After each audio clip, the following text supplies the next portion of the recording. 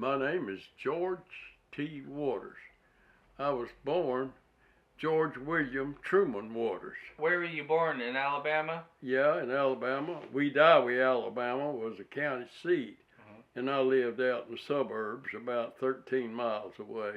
Okay. And in the hills, back foothills of the Appalachian Mountain. And what year were you born? June the 12th, 1921. How old would that make you now? That makes me 101. Wow. But I tell everybody I'm 102. I'll be 102 in June, on June the 12th. Well, you look more like you're in your early 90s. Well, thank you. I need all the compliments I can get. And were you born in your parents' home? Yeah. Okay. At home. The midwife was there, and I was born, and here comes the doctor after I was born, Dr. Lovern. Were they able to call him? Oh, yeah. We had a telephone at that time. It was a community deal. In 1927 then, the storm came through and knocked the line down, and nobody had any money to replace it. So we was without a telephone till the government started the electric company, REA,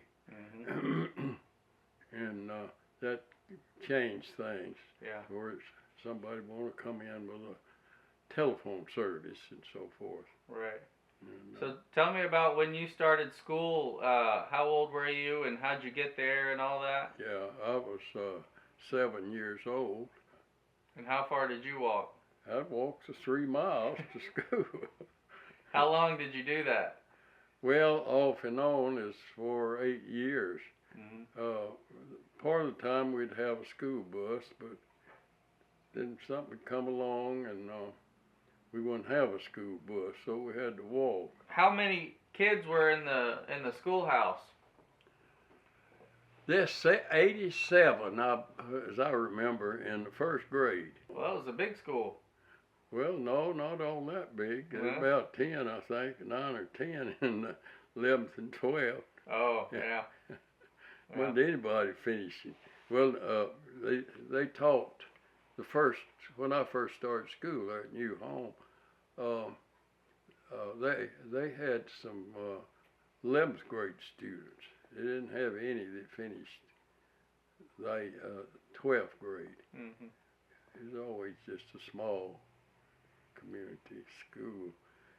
Schoolhouse on one side and the church on the other side of the road. And y'all had an outhouse out there? Yeah, the schoolhouse and the church is at the top of the hill, and toilets was about a half a quarter down on the ditch on each side. The girls on one side of the hill and the boys on the other. Wow. Did you enjoy going to school back then? Oh yeah, I loved school from the first day well, not the first day, cause I didn't even know my ABCs when I started. Didn't know when I got my first reader, the primer, little red hen book. I didn't even know what this talking about when they said, well, this book don't have any ABCs in it. I heard Mama talking to Papa about it, and got turned. Oh, there they are. ABCs, what's that? Because they didn't teach. Yeah. Mama liked to read, but and she'd read to me whatever she wanted to read. But the only books we had was some of Papa's books. I think they got about the 8th grade, and I'd read their books, and an aunt that's got a little further than that, Aunt Ruby, Mama's sister, which was younger than she was. She has some history books. It's pretty interesting to me when I could read then, first grade level, a little above it. but I was interested in it, you know, seeing medieval times Mm-hmm. and how people worship this God and that God, you know. Mm-hmm. I didn't go over 2 months in the 7th grade because we needed to cut wood for the stove, and with a cross-cut saw, each one of us, one on each end of the saw bed, Pop would get out there and cut stove wood, have enough to go through the summer, and firewood for the fireplace. Would y'all just wear overalls to school? Yeah. Yeah? Oh yeah, everybody had overalls. That was the main. You didn't wear your dress clothes to school, huh? Oh no. You didn't have a girlfriend in high school? No, I didn't have a girl. Why is that? Well, I didn't have transportation, one thing, and I'd always had something else to do. Too busy? Yeah. In fact, there's one good-looking girl, I don't know if I've ever told this or not, in Elbert, the guy I was telling you about being my friend, he says every Sunday night he'd go down there to see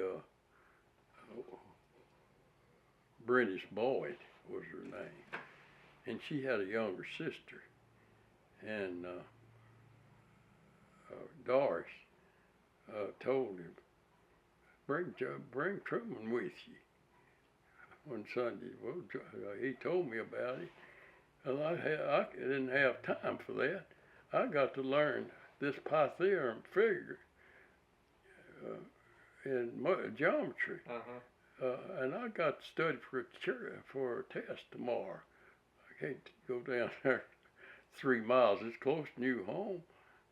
Down there, I got to work on that. I'd like to go, was the way I felt about it. Right. But weighing the two, I just gonna have to stay there and get that Pythagorean theorem down pat. Yeah. Because that's going to be, I'll count 20 points tomorrow. And so I took Pythagorean figure, and she wouldn't ever have another thing to do with it. Wow. I just cooked her goose for me. And did your folks have a Model T? Well, we did sometimes, but sometimes we didn't. Papa might buy a used one, and he didn't know anything about how to buy one, a car that was in good or bad shape like he should. But most of the time we didn't have anything but a one-horse wagon. Of course, we was a one-gallus farmer. Yeah. Just had one mule. He had plenty of land, but little power. Yeah. Just the opposite way it should have been, really. You were kind of far away from town, weren't you? Yeah, it was about 12 or 13 miles from town, and it's just an old country road before that highway was put through, we call it.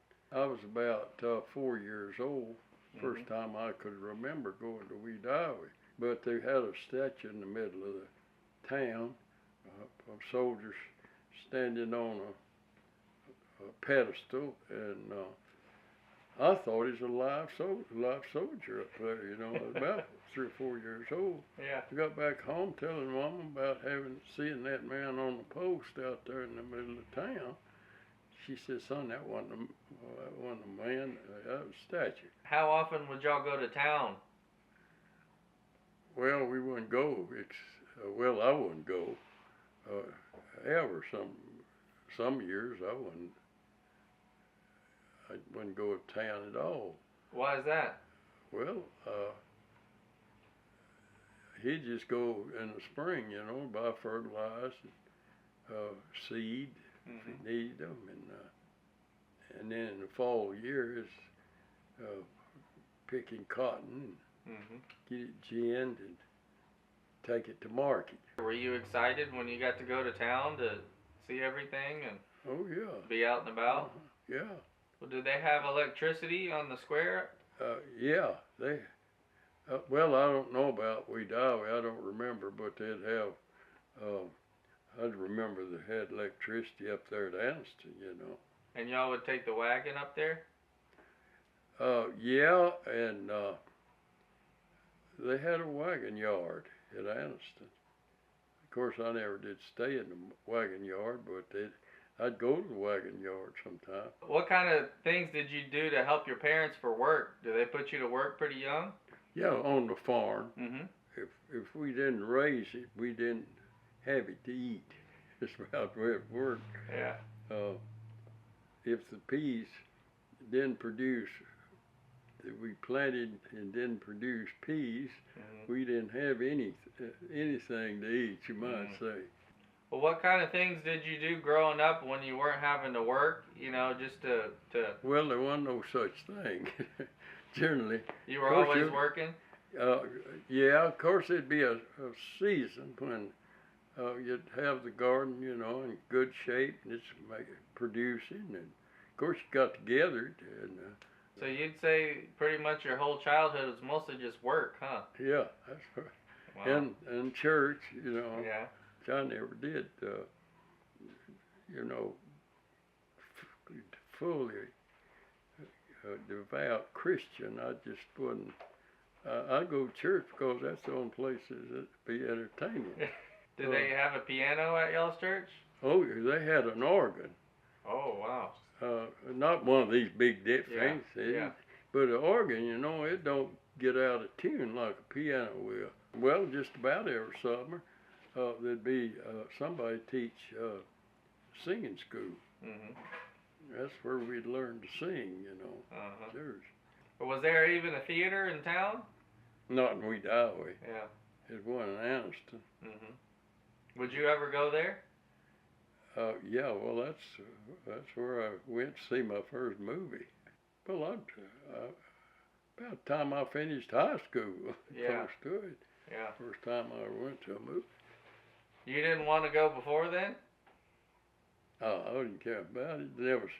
Well, that's like wanting to ride an airplane and never seen one. So, what did y'all do for music? Did anyone have a crank record player? Oh yeah, they was very popular before electricity was put out. Like there'll be one vacant chair, and it was very popular when I first remember with the phonographs, you know, the cranking type. There'd be old songs like "Hand Me Down My Walking Cane" is one I remember. And, so kind of like old bluegrass music. Yeah. Yeah. And they'd be coming around the mountain and all that kind of stuff. Verge was his name. He'd been guest in World War One.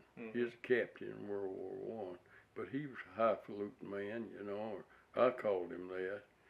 And he married one of the Wallace girls. There's 7 of them. That was her daddy that owned the gold mine that I was telling you about. Yeah. He was a railroad man that come through. He is a Yankee, and he saw the land around there, and he got interested in the gold that was in the stream there. And he's the one that found the gold. The shaft is 125 feet deep. Did you ever go see it? Oh yeah. Yeah. It's just over the hill from where my grandmother lived. They let you out there? No, well, I never did. Yeah, I'd go out there where it was. Yeah, it's just common property, but I didn't have any business out there, so I'd be going by the road by it, you know, that is off the road just a little. And I'd go out there. It had a steam engine. Had to pump the water out all the time. They used steam engine. That thing is making so much racket till it scared me, you know. I wouldn't get close to it. Yeah. And when it pulled that deal, made the horn blow, and it had been a big community before I can remember. They had a hotel there, a 2-story building, post office. Grandma, they said, had boarders and all that kind of stuff. A lot of people there. Foreigners, people who foreign names. That was during the Depression hit during that time. They couldn't pay for the schools, and they just paid just a piece of paper. Mm-hmm. They always, but they were promised a certain amount, but the state couldn't pay it, so that they'd pay it when they got the money to pay it. Well, that wasn't good enough for some of them. And then some of the wealthy merchants around the county, we call them wealthy if they had the money at all. And they'd buy up the certificates to pay later and buy them up at a discount.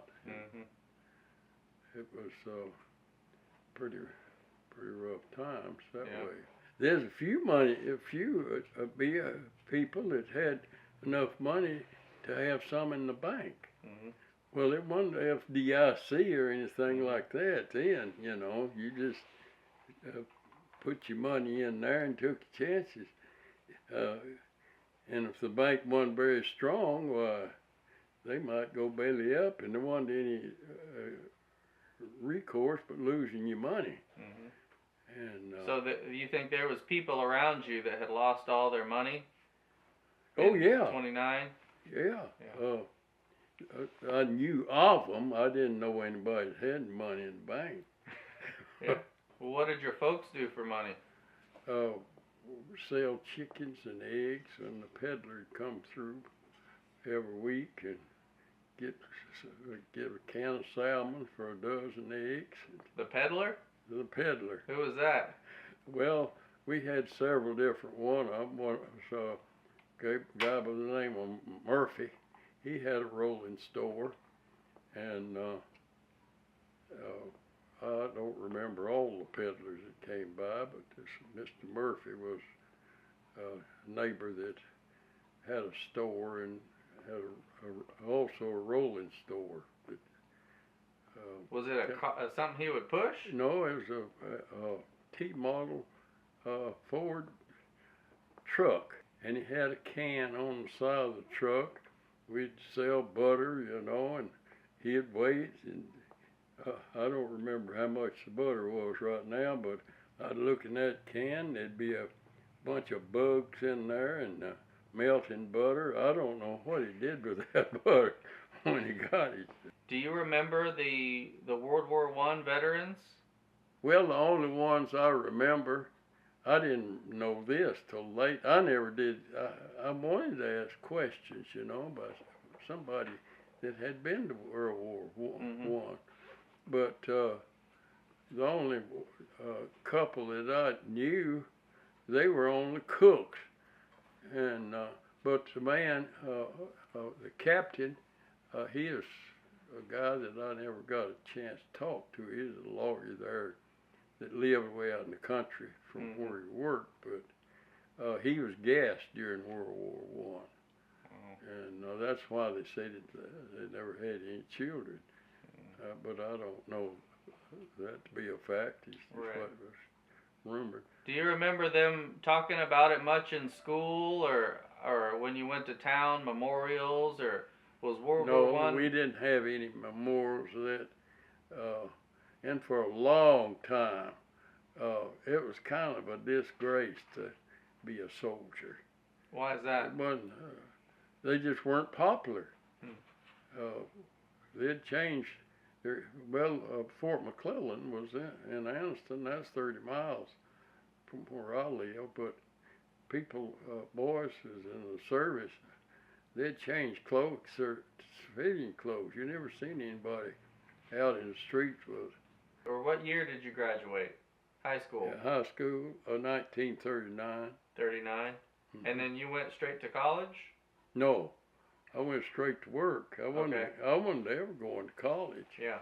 First, I worked in the cotton mill in LaGrange, Georgia, where my aunt and uncle, well, Mama's sister and her husband, they lived in a hillside cotton mill village there in LaGrange.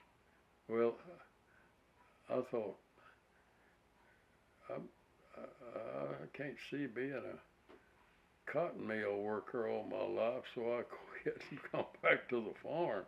And then a few months after that, I decided, well, I got to do something. So I started looking for a job at Anniston and wound up working for a used clothing store.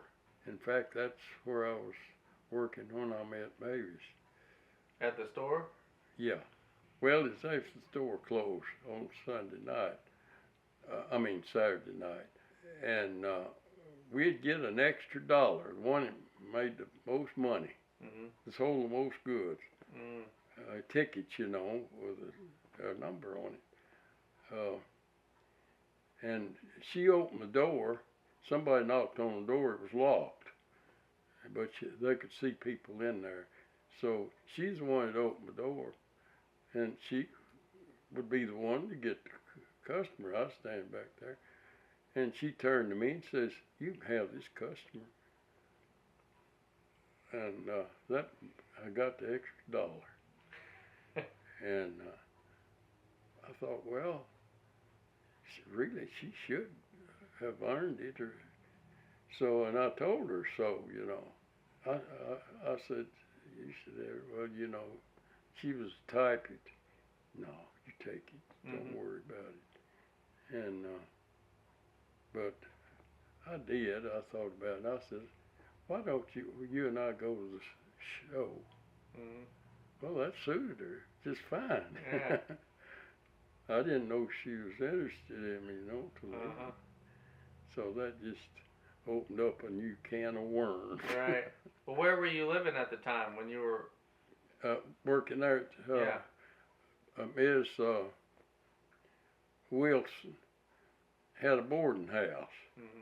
And I was working there, and it took all my money to pay my board. Yeah. And after I quit, they wasn't paying enough money, and I thought I'd get a job. And jobs are still hard to get. I couldn't get a job. And I thought, I'm not going back home. I'm just going to stay on with Ms. Wilson so she kicks me out. And I don't dare not stay with her because I won't have any money to buy my meals with, or do anything else. So how old were the two of you when y'all met? I was about 19, I guess, and she was 20, I think. I think that's how long we'd been knowing each other. And about a year. When we got married, she was 21 and I was 20. Okay, so how long did y'all see each other before y'all got married? Well, off and on, a year. And her? I couldn't see her for quite a while after I quit work there because I was looking for a job, didn't have any money, even do anything. Finally couldn't find one. I'd work at a cotton mill for a night or two. They didn't pay much either. Yeah. And I'd give every penny I made to Ms. Wilson. I was still going to school and looking for a job. And the teacher had sold his business to the government and hired him to teach machinist in his own shop. And one evening, he knew I was looking for a job big time. He said, Truman, I've told Bill Rara that he could depend on you. If he give you any job he had to work, that you'd be there. And he said, you better not let me down. Yeah. Well, that's when I got on the third shift as a shell inspector. Okay. Making 90 millimeter shells at that time. For the base. To be shipped to be loaded. Okay. For these big guns, What were y'all hearing about Germany when Germany first started invading other countries? Was it in the papers? Was it being talked about much? Yeah, it's full of papers, editorials and all, But did people in the States Were they kind of just, oh, out of sight, out of mind, or were they starting to get worried? No, no, the women in the States didn't want their boys to go into no war. Mm-hmm. We want to stay out of this mess. Mm-hmm. Tell me what you remember about Pearl Harbor. How did that all happen? Where were you at the time, and you know, what were people saying about it and everything? Mm-hmm. I was eating dinner with Mavis, and her dad got up from the table. He got through eating, or we lingered after dinner and went in there listening to the radio. And he came back where we were and said Pearl Harbor's been bombed. So that's how I found out about it. Mm-hmm. How old were you at the time? I was 20 years old. How did you react to it? How did you feel about it? I don't think that I was thinking about going in it, anytime soon. But you didn't expect that you would be drafted? Yeah, I didn't even think about it. I'd already asked John White not to draft me. He was on the draft board because I was going to school and I wanted to finish that machinist. Mm-hmm. So he didn't. Mm-hmm. But he did soon after that. So I went immediately to Brooklyn Field in Mobile, Alabama. How much of a desire did you have to go and fight? I didn't have any desire whatsoever to go fight. Were you worried or scared, or No. How were you feeling? I just had to get my $50 that was in the bank, and I wasn't worried or scared or anything. I just got to go at Fort McClellan. But you knew you were going to go fight Germany and Japan, and you weren't scared? No, I didn't intend to get in combat right away. They gave us a test, and they told me when they called me in, I didn't know this was going to happen, that it's going to give me a choice of where I went. Mm-hmm.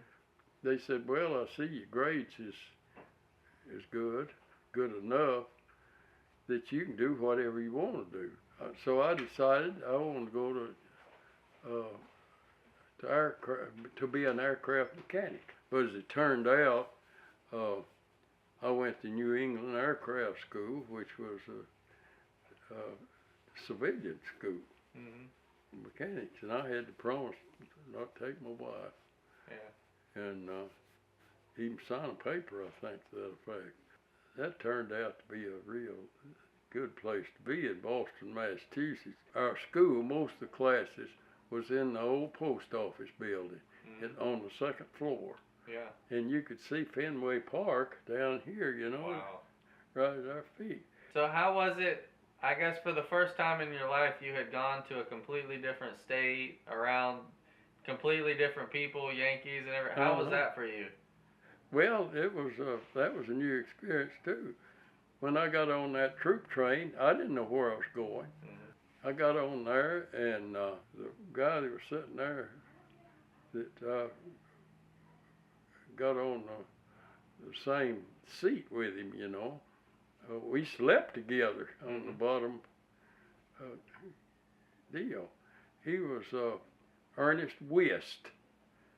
He's from some park in New York, I think. Anyway, I don't remember his address right now, but he knew the world, or I thought he did. And he knew, those places, and he'd been around different towns. And he'd tell me about Chinatown and all this, in different towns. And, so the first pass we got, we was in Boston. In Boston. Where do you want to go to town? What part do you want to go in? Part? What do you mean part? I want to go to Chinatown. Yeah. So he took me to Chinatown in Boston. And that's where Mavis came to see me. Yeah. She came to visit you while you were Yeah, there. one of them is drill sergeant. After Mavis got there, says, now, here you can drop out. Says, your shoe needs tying. And that's when I drop out and, to where Mavis was in the apartment. Wow. And the next morning, somebody gave me the idea that if it happened to the guard at the gate, ask you what you're doing out coming in this late, just tell me, well, you left and mailed a letter. But nobody ever asked me, Yeah. I didn't have. How long was your training? Yeah, I believe it seemed like it was about 4 months. Mm-hmm. We went through everything about a plane, how to work on it. I went to up there just outside of Dallas to go to work on those little old planes, and so I just one day when I was in roll call in the morning, and they said anybody that wants to go to gunner school, step out. Mm-hmm. I stepped out. Worst move I ever made, or the best. That's what I thought. It seems crazy now, but it didn't then. This is a chance to go places and see things that I'll never get a chance to see if I don't take it now. Right. So I'll just go in and go to gunner school. So I went through gunner school, and that's where I got to be in prisoner of war. And what kind of things were y'all doing in the school? Well, the first thing we did was a lot of groundwork, And after we got through with books that we read and this, that, and the other, I don't remember detail about that too much. Then while we was in there, we had air-to-air gunnery. And AT-6, that's the first time I ever got off the ground in a plane, was in an AT-6. How was it? Well, never being off the ground before, I just thought, I don't know about this, how you could just get off the ground like that, But after I felt that power, I realized that thing will be airborne. Yeah. And we went up just to get used to flying. The guys that started vomiting, they couldn't take high altitude. Their body just wouldn't take it. Yeah. I don't know. They'd have to get them out. And that determined whether you flew high altitude or one of those low flying. And it never bothered you, huh? No, it didn't bother. Well, the only thing is you'd have on an oxygen mask. Right. Because pulling all that air out of there, it'd be a volunteer to take his mask off, to let everybody else see what it was like. Well, and the guy that took his oxygen mask off in the compression chamber to see what it was like, It'd always be one guy that would volunteer for that, just for the rest of us. Yeah. Anyway, I never seen it fail. I took several tests, and it, go through that. I never see it fail. He'd fight the guy that's trying to get his mask back on. He don't want that on. I asked one of them, I said, why was it you didn't want that mask back on? Well, I was back home and sitting on the couch with my girlfriend, and this guy kept messing with me. wouldn't get out of the wherever they were, Yeah. and on the couch or something like that. Wow. It'd be something like that Uh-huh. that's going through his mind. Get out of here. Yeah. Mm-hmm. First mission, we had just buckled, had a belt and a fastened to the plane, where it wouldn't pull you out of there. We just went up and I didn't use the gun at all. Just see the other target out there going along with you and pulling that thing you're supposed to be shooting at. And boy, I looked down, the ground was going round and round. I said, I don't like this. Yeah. I didn't know what was going on, really. Yeah. And got back on the ground. The pilot, he was shook up. He said, we was in I'd lost control of the plane. It was in a spin, and I couldn't pull it out. Whoa. And he just a bundle of nerve. And y'all didn't realize what was going on? I didn't realize that was going on. How was it, you grew up out in the middle of nowhere pretty much. I'm sure, what did you have, a 22 or something? Oh yeah, I was pretty good with a 22. Going from shooting 22s and now all of a sudden you're on a 50 cal, was that kind of fun to shoot that thing? Well, we just shot everything. Yeah. Including 12 gauge shotgun. Huh. And air rifles. Mm-hmm. And these fires that come through that had the little ducks running.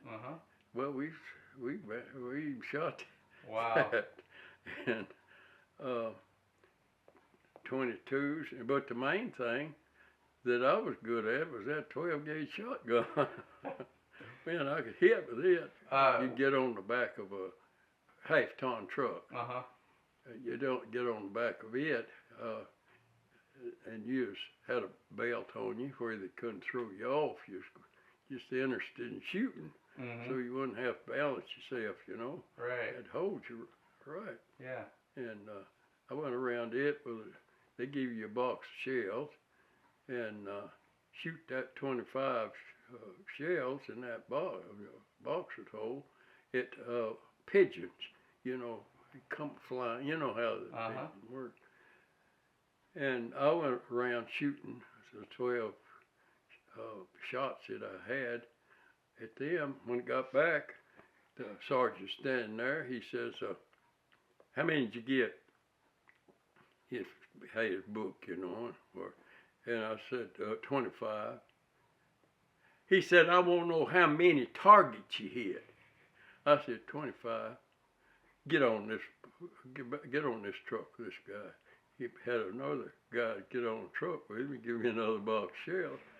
And and that kind of made me a little bit nervous, I won't be able to do that again, probably. Yeah. But I did. Went around and I hit it 25 times again. Woo. And even one time come out in pieces. I said, I'm going to get that biggest piece. Bam, bam. And we had a lot of practice with 30 calibers. Yeah. On the ground. Yeah. Have targets out yonder, long way out there. I don't know how many yards that was. And see how good you was, Well, they had a Waller trainer, they call it. It was, you'd get in this movie-like thing. Out here is just the world. A big deal. Waller trainer, they called it. And you'd have a plane show up, and you'd shoot at them, and I wasn't very good at it. But I spent a lot of extra time in that. Yeah. Because I just wasn't good at it. Right. But would y'all practice from the air as well? Oh yeah. Yeah. There'd be several of us shooting at the target that they was pulling. That was an AT-6 again. We was flying. The target would be out there well behind the plane that's pulling it. Yeah. And we'd shoot at it. And they'd have more than a couple of people shooting at it. But the bullets, it's put through paint. So the bullets you're shooting had paint on them, and whatever color you had is. I was about to ask if y'all use tracer rounds. Well, we even used tracer rounds when I got in combat, but they quit putting them in there because you might be shooting over a target or under it. More than likely you'd be shooting over it. Well, it looked like it's hitting the target maybe, but it'd be going over it or under it once, so it wasn't worth much. Okay. They quit using the tracers. So when did you first meet your crew of your B-17? Let's see, where was that? That was formed in Washington State. Euphrates, Washington. That's when all three of us wanted to be a waist gunner and not a ball turret gunner. They had already told you, or you had already heard how dangerous the ball turret was. Oh yeah, you know, nobody gets out of the ball turret alive. That was just one of the things that was known. If a plane didn't land, the ball turret gunner was goner, because he couldn't get have a shoot on in that ball. Well, y'all had a shoot in the plane though.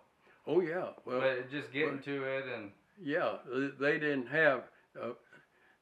In the outfit that I was in Italy, and that was a branch off from the 8th Air Force, which was in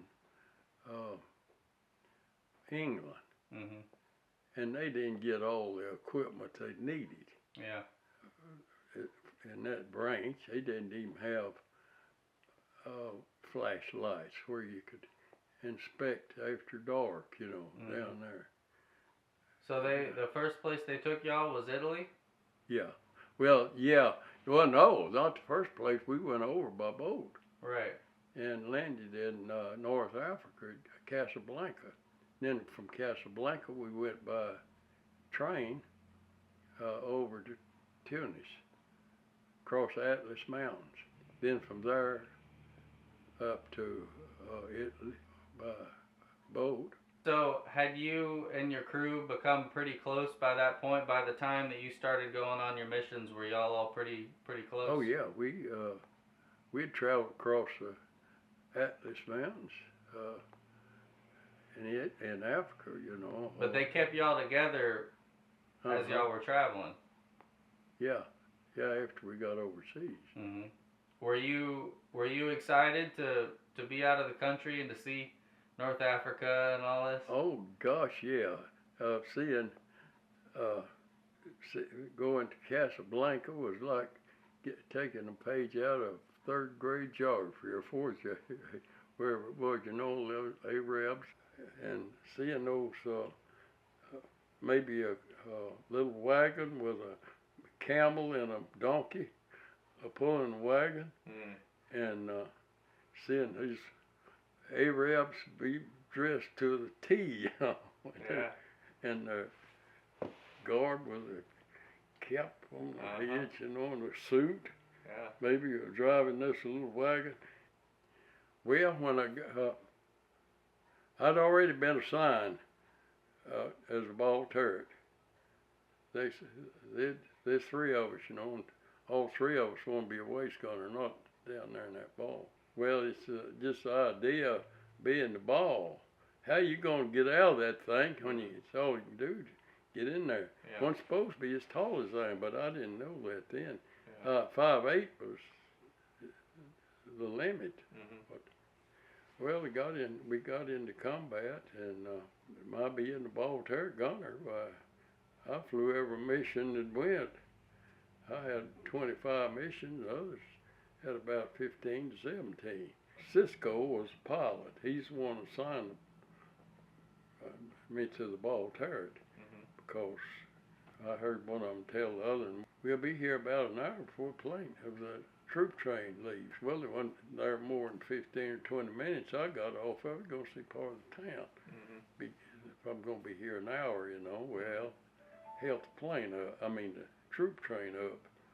And that's when Cisco assigned me to the ball turret, Okay. which wasn't nothing but fire. But he mentioned to me, he says, George, you know, I've been checking around. I find that ball turret gunner don't get out. I said, well, this ball turret gunner will get out and get out alive. I went gone to the junkyard I had to because they didn't have any chutes down there in Italy. Well, what Up kind? from the junkyard, I got that chute and found the harness. Found the two would go together, you know. Yeah. From Africa.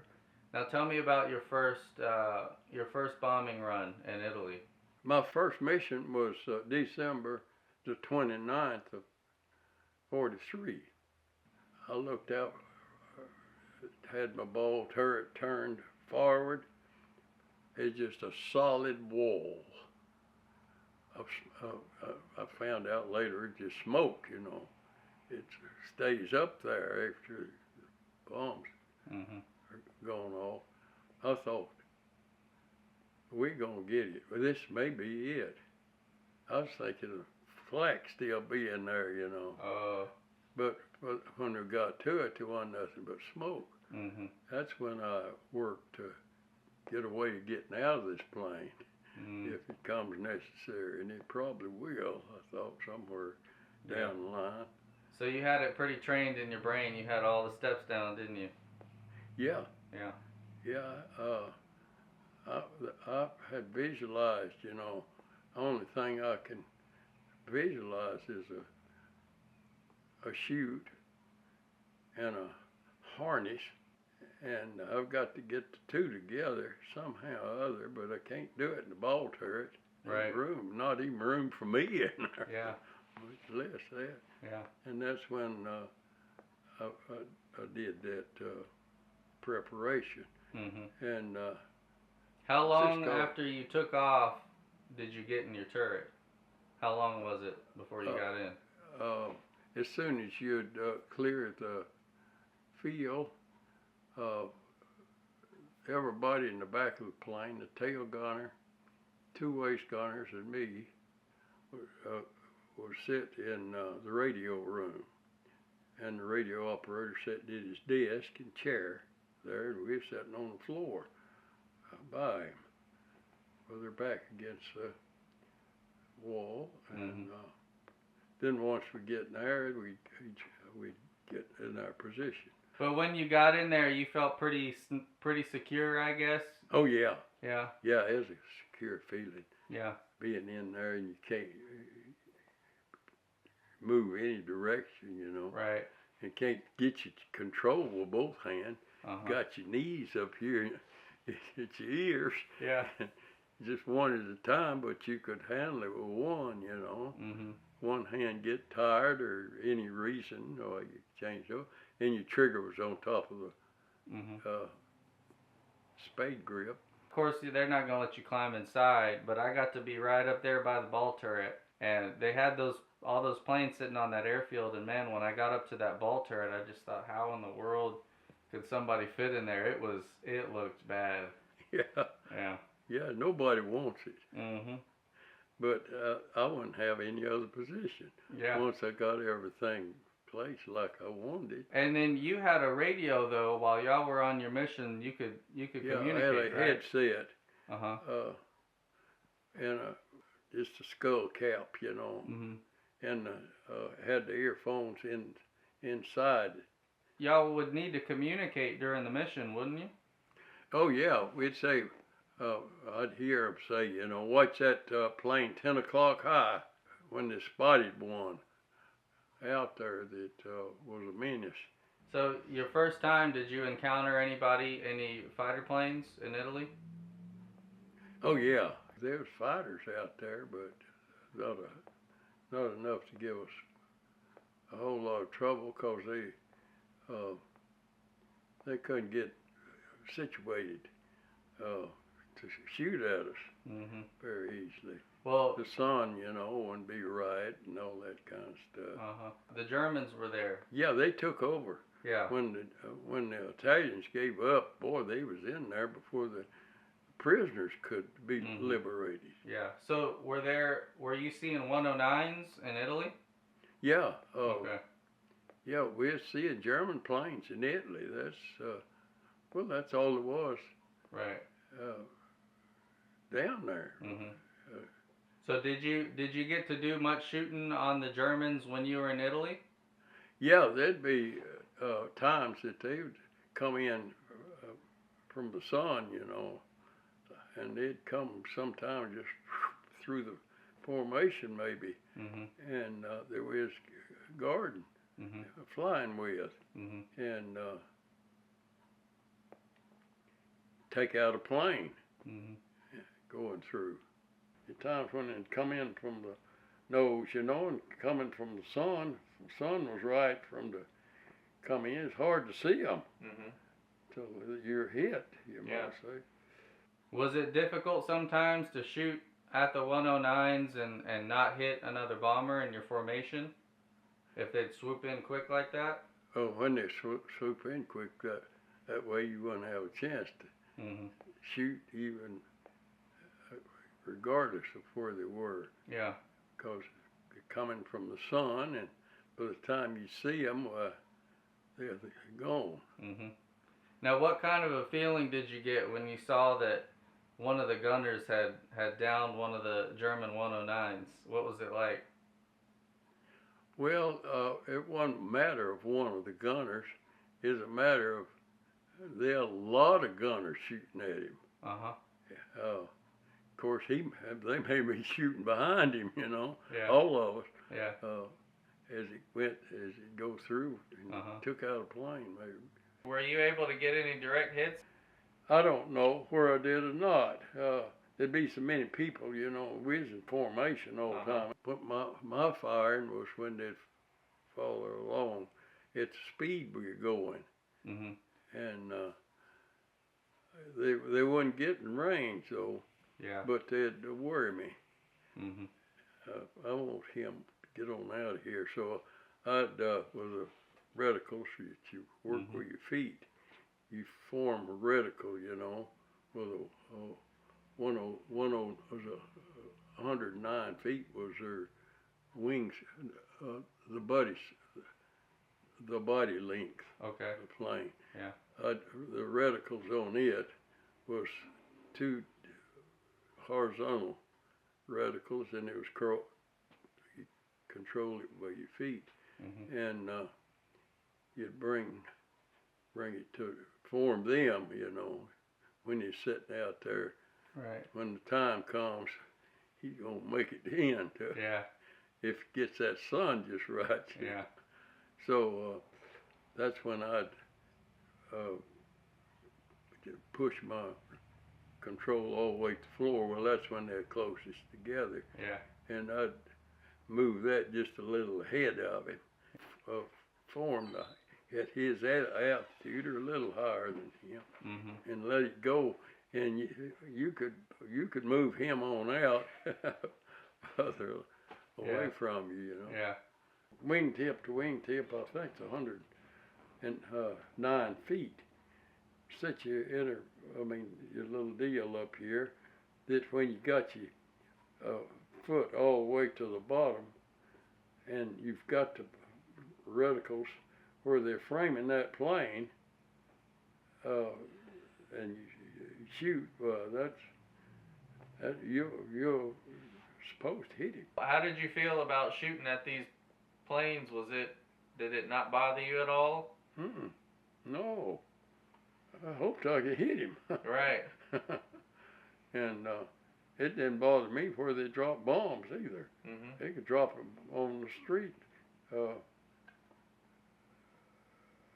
Sofia, Bulgaria.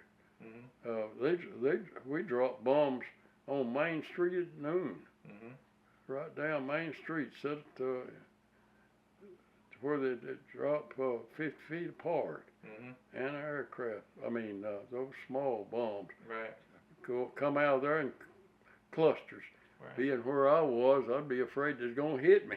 Mm-hmm. It go by so fast, you know, those little bombs there with a big fin on them. Mm-hmm. They almost like feathers when they come out of that. Were you in a survival mode, or did you have time to kind of think about the fact that you were helping a lot of folks by doing what you were doing, or helping the states? I was just wasn't thinking in those terms at all. I wasn't thinking in terms of the number of people we might be killing if we went down Main Street dropping bombs at noon. I just don't think about that. That's their problem. Did you feel like you were helping America stay free by doing what you were doing? No, I didn't have any feelings like that at all, one way or the other. Or most guys went over there. They thought they were defending the country, right? Well, I don't know what they thought. If there's in real combat, they're thinking about staying alive. Yeah. Did you ever really get to see kind of what was going on down below? Or yeah. Yeah? Yeah, that's all I could see was going on. I'd follow them to the ground, you know. But you didn't have to be looking to your sides for any Germans? Not ordinarily when we was dropping the bombs. Why is that? Well, the enemy fighters wouldn't be in there. They don't want to come in there, you know, when the guns are coming up at us. Oh, okay. They couldn't tell one plane from another once it leaves that anti-aircraft gun, you know. So they wouldn't. What was their best time to attack you? Before you had started bombing? Yeah. When you're still headed to where you're going? Mm-hmm. Okay. And we'd try to, as much as we could, avoid letting them know, you know. We'd have an IP point that we'd make our formation just right to bomb. One at a time, you know, going over the target. And so, back to when you were looking down, what was going through your mind when you're seeing all these bombs dropping? Generally, the first thing I'd think of is turn this heat down. I had on a heated suit, gloves, and all that. Right. And before we'd hit a target, I'd make it cold. And it's always hot when I'd get in that position. Yeah. So I'd get it cold. It was under my seat where it control the heat, and I'd get it cold so that I wouldn't be too hot. When I'd get over that target and the flak would be coming up, you know, and all that kind of stuff, that's when I'd get hot. We'd see smaller guns than we'd in Germany. 88s is the main thing. Was it flak guns? Yeah. Okay. And they had 105s and higher up there in Germany, and especially in Regensburg where we were. But we didn't have to have escort like we did later on. Well, going to Germany. Right. And to southern Italy. Y'all just didn't have as much resistance in Italy? That's right. I don't remember the targets we had, except we had the monastery of Casino there. It's on top of a mountain. When we hit that thing, we was the person to hit it. I mean, it looked like we tore it up. But we didn't have to fly that mission if we was Catholic and didn't want to fly it. Was it pretty cold up there? Oh yeah, it's 40 below zero sometimes. We was at it's a high altitude. It was really cold outside. But I was the only one on the plane except the pilot and co-pilot. Yeah. They had heated suits. We didn't even have a plane assigned to us. Now, why weren't y'all in the same B-17 before? Oh, well, we'd fly as a unit, our crew. But a lot of times I had more missions than they did. This shorter ball turret gunner, Okay. and I had more missions. I had 25, and I don't know if any of them had more than 17. And at the time, when you would get ready to get briefed and go on a mission and all that, would you start getting worried or scared, or was it just kind of like another day at work for you? No, I was thinking I'll get home before anybody else does. Mm-hmm. So you were pretty confident. Yeah. Did the guys on your crew, did they kind of treat you special or feel sorry for you or anything because you were the turret gunner? No, they just say I wouldn't have that position. They'd say that to you? No, they wouldn't say that to me, but I'd hear about it, you know. Oh, okay. One guy was on a pass. I didn't hear the conversation, but it came to me to where he's talking to a guy that was a combat soldier. He was in foxholes, you know, and all that. And that's the way it worked a lot of times. I'd look down there and say, I'd hate to be in that son of a gun's place, down there in that foxhole, and it raining. Yeah. And he'd be looking up at me and said, damn, I'm glad I'm down here. Yeah. And that happened to two guys that I heard about somehow, I don't remember.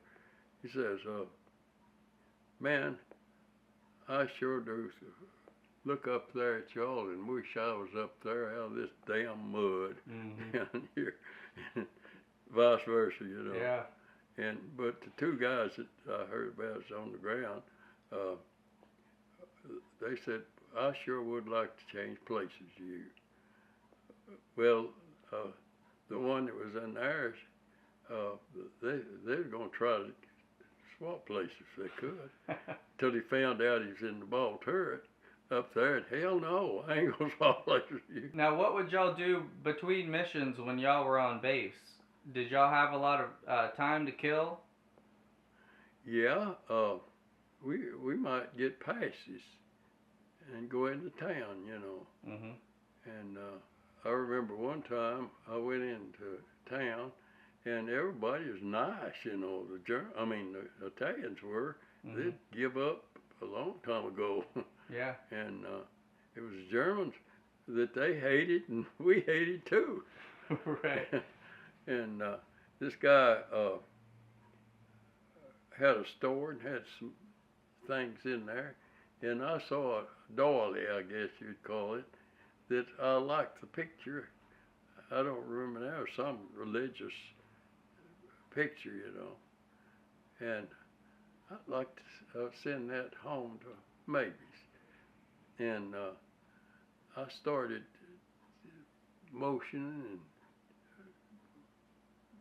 you know, doing the best I could. It was what little I knew.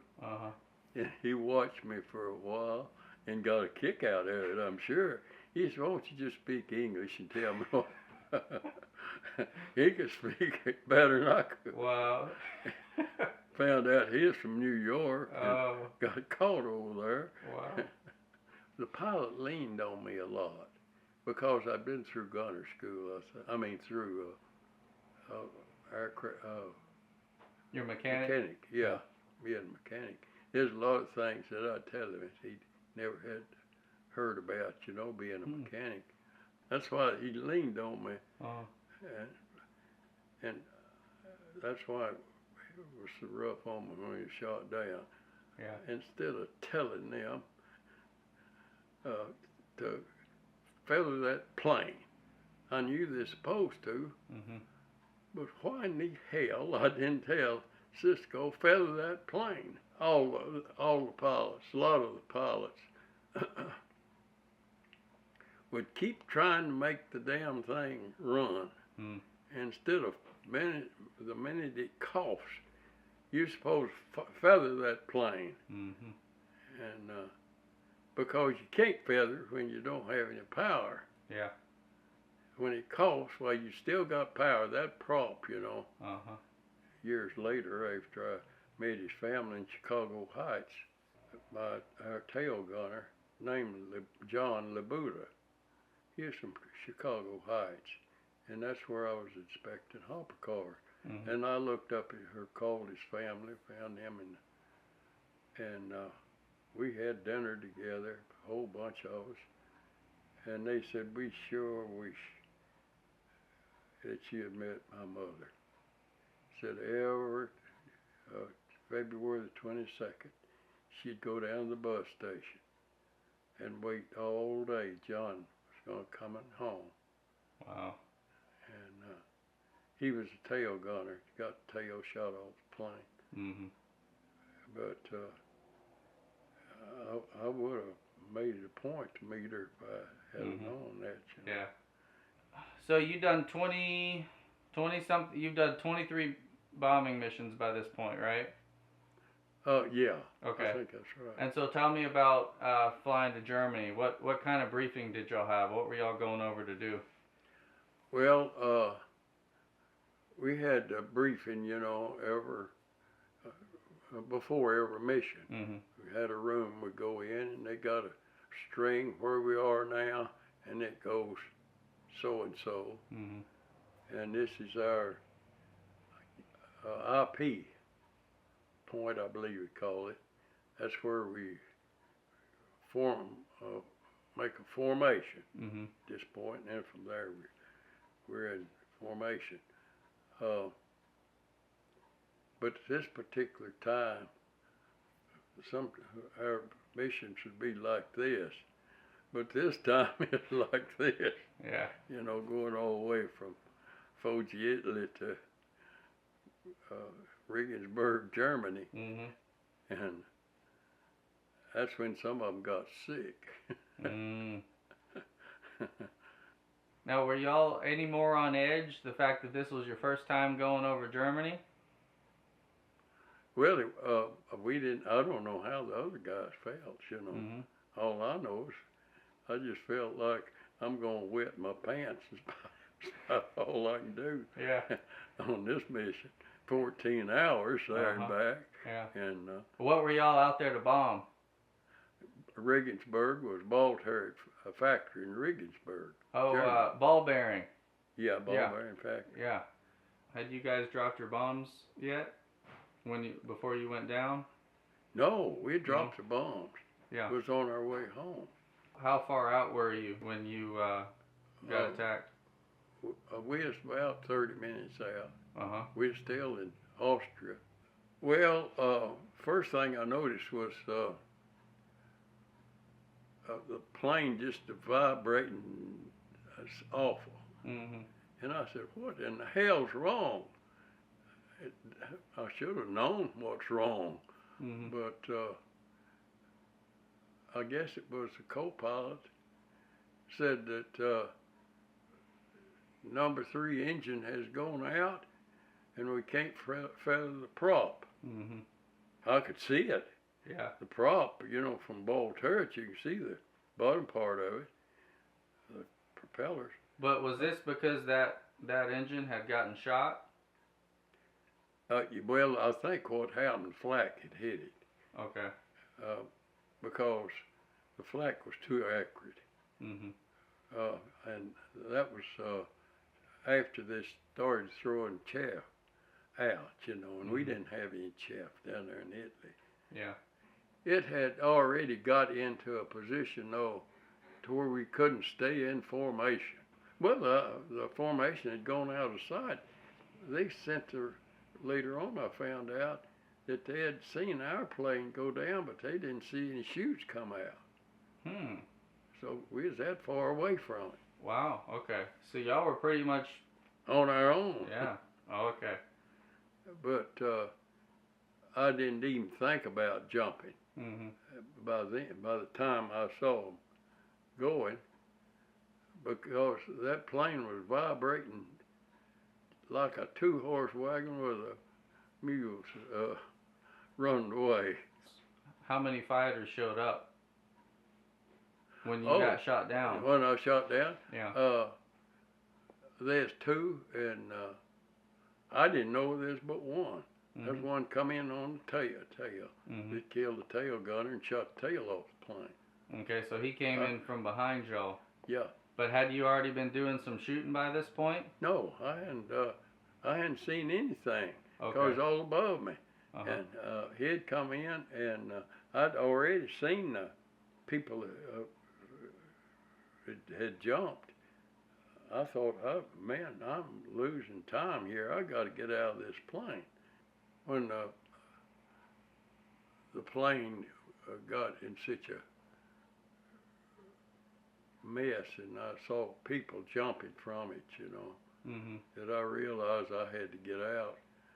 By the time I got guns in position, facing the nose, and then lowering it, it's just the opposite of the way you ordinarily get out of a plane. It's when you look up here and you see the front of the plane through a little inspection plate. That you position your plane, ball turret to get out, Mm-hmm. so that all you got to do is raise the gun back up. Right. But if you get out with it toward the nose, ordinarily you've got more room to get out. Mm-hmm.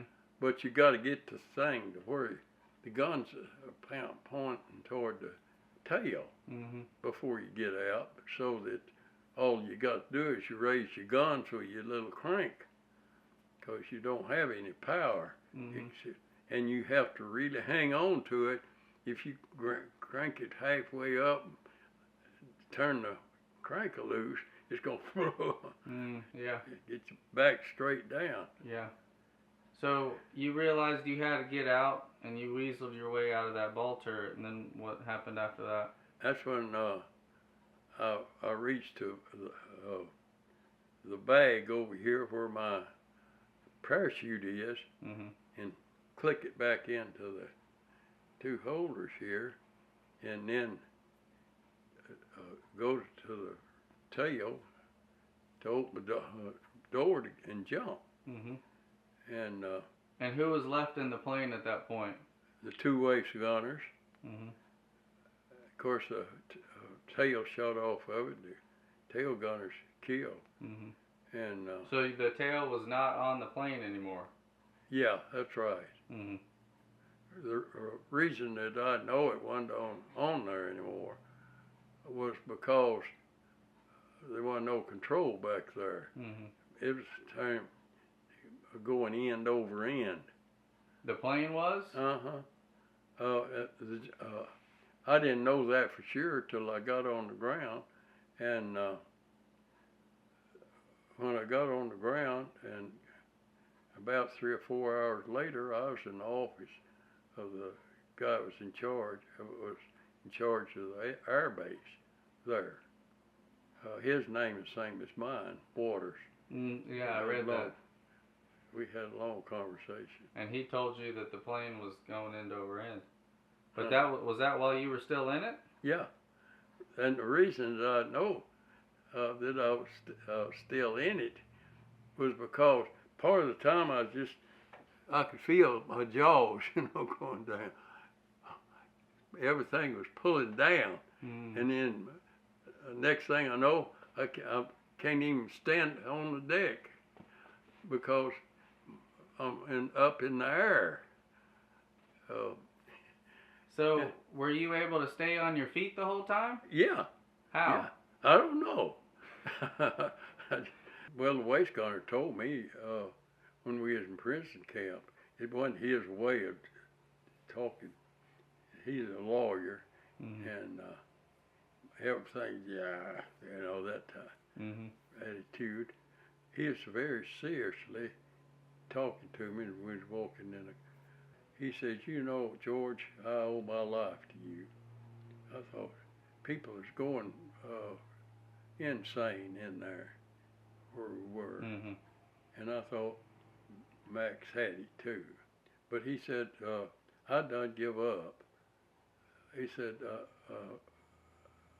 I was just in there, and he had a cut over his eye, and the other guy was down on the floor, waist gunner, he's wounded. I knew he was wounded because there's a puddle of blood there. Mm-hmm. When I got out of the ball turret, I run by them, missed all that blood that I could. I don't think there's any on my shoes.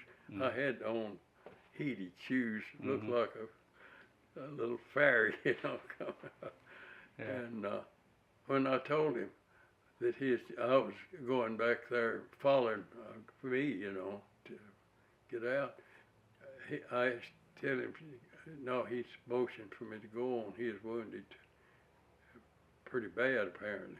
Mm-hmm. Well, he had to be with that much blood letting. Yeah. And he said, what was you thinking when you went back through the waist of that plane after you'd come out of the ball turret and hooked your chute on? Why did you look out the window where the gun was? The window, you know, waist gunner. A waist gun was in the window. Mm-hmm.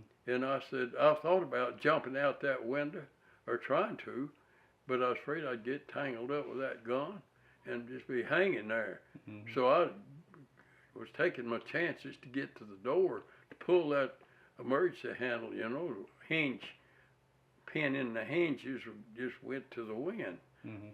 The door went flying. Mm-hmm. And I said, that's why I went to the door. He said, I done give up. I couldn't get out of that plane, going end over end Mm-hmm. like that. He said, when I saw you come out of that ball turret and hook that chute on and run back through there and that plane going end over end, you know, he said, I done give up. I didn't think I'd get out. And he thought, my God, if he can get out of there and get out of here like that, surely I can run back there and jump and come through the door that he's already pulled the hinges on. So he jumped after you? Yeah. Wow. Now, because I didn't know what happened to him. Yeah. At the time, I just know that I didn't have no time to help them. Yeah. I got to jump. Yeah. How many men on your plane end up dying in that mission? 3. 3. And everybody else bailed? They jumped out? Yeah. I believe. Let's see. Waist gunner, tail gunner, and pilot. They died? They died. He was a small man, and the co-pilot, he's pretty good size. He'd weigh 175 or 80 or maybe heavier than that. He's tall and well built. And Cisco was just a run of a man. He says, I feel responsible for that little fart. He is in line to jump. Mm. And don't know what happened to him, but I know what happened to him. I didn't tell him. He went back to the controls with the tail shut off, thinking that I was still in there. So what was he trying to do? They were up front jumping, Uh-huh. and I was in the tail, see? Uh-huh. The door back to the tail where I went out. Right. And but the co-pilot, he didn't know why he wasn't down there, being right behind him. He went back, in my thinking, he went back to the controls, gonna try to land that plane. And there wasn't no way he could land it. Right. Tail shot off of it, going end over end down. I was surprised when it went down, and it was my fault. I've not talked this too much because I was down there in that ball turret, and that number 3 engine was right close to me. Mm-hmm. If I'd told Cisco, if I'd said Cisco feather that prop, he'd have feathered it just like that. But still, that they tried to get it to run, and kept messing with it Uh-huh. till they didn't have enough power left to feather it. Mhm. And that's why and I knew that, and why was it that I didn't tell him? Mm. But I didn't tell him what I'd done. I wish I had. I just feel like he got back to his control when I tried to land it. Right. But I finally got over where it didn't worry me. It just happened, and Right. ain't nothing I can do about it. I shouldn't worry about it for any time. Now, I read in your book you jumped back first. Yeah, No. holding. I didn't want the chute to accidentally be open, Uh-huh. and I held my. I think it's this way. I pulled it with my right hand after I got clear of the plane, Mhm. and. Now, why is it that you jumped out facing, facing away from where you were jumping? I wanted to be sure that I was clear of everything. Uh-huh. That I wouldn't get tangled up in some jagged part of the plane, probably. Yeah. And I wanted to be free of that before I pulled it. Mhm. Or if I pulled the cord too quick, I'd hold my hand over where it's coming out. Yeah. Of course, I didn't pull it too quick. I waited about pulling it. Do you think that you had enough training at that point that you knew what you were doing, basically, on jumping? No, I just reasoned to do certain things, that I don't want so and so to happen too quick. But I mean, they kind of real quickly went over how to jump out the plane, didn't they? No. In your training? I don't remember any training I got on jumping. Really? Yeah. But at least you knew how to work your parachute, though, right? Oh yeah, I knew. I'd seen pictures, of how chest type works and how others work. And then what was it? The 109 comes behind you. Oh, that was after I got out there and my chute open. He flew around me, and I thought, my God, I wonder why he's doing this. He's wanting to spill my chute. And come around again closer, and that was making my chute do this. Wow. And the third time he circled me, throwed up his hand. I thought, well, he ain't going. And he didn't spill my chute the third time. I thought, well, he's not going to, especially after he throwed up his hand. He wasn't going to spill my chute. No, I kind of feel like that he was spotting so people on the ground will know about this chute coming down and be prepared down on the ground. That's what I think was happening. Yeah. So when he waved, was it relief? Yeah, relief, complete relief. Yeah. And I don't give a damn whether it's America or Asia or Timbuktu, what I'm landing in. It's too good to feel that snow under my feet. Yeah. I didn't care where it was. Yeah. But in your parachute, now this is the first time, not only first time that you've flown, going into the war, but now this was the first time you've ever parachuted. How was that? Well, I remembered where I got that chute. It was out of the dump they had there in Italy. I got the dump and found that chute. And I found a harness. The harness had a backpack on it, and I'm pretty sure they brought it up from Africa, for it had jungle kit that looked like in the back. When you landed on the ground, were you too much in shock to even wonder what happened or feel sorry for your? None of that. Yeah. I'm happy. I'm on the ground. I don't care what country I'm in. Yeah. Or where I am. Now, I'm on the ground. It's solid. Yeah. It's something solid. And what did you do? Boy, I'm going to have something to tell my people back home about when I get out here. This is an event. Yeah. That surpassed anything you had on the farm or anything I'd even imagine being. Yeah. And I looked around, and there's a bunch of people I hadn't even seen all these people down there, I don't think, because there's a little scope of woods here. I want to miss them. I don't want to come down and get hung in a tree. Yeah. So now if I pull this side, that means I'm going to go that way. That's what I want to do. Yeah. And I'll get away from that scope of trees down there. And, now, in your book, one of the guys on your crew who you met in the POW camp, he ended up telling you that he thought y'all were doing about 400 miles an hour by the time. Oh, that was the co-pilot. Mm-hmm. He said that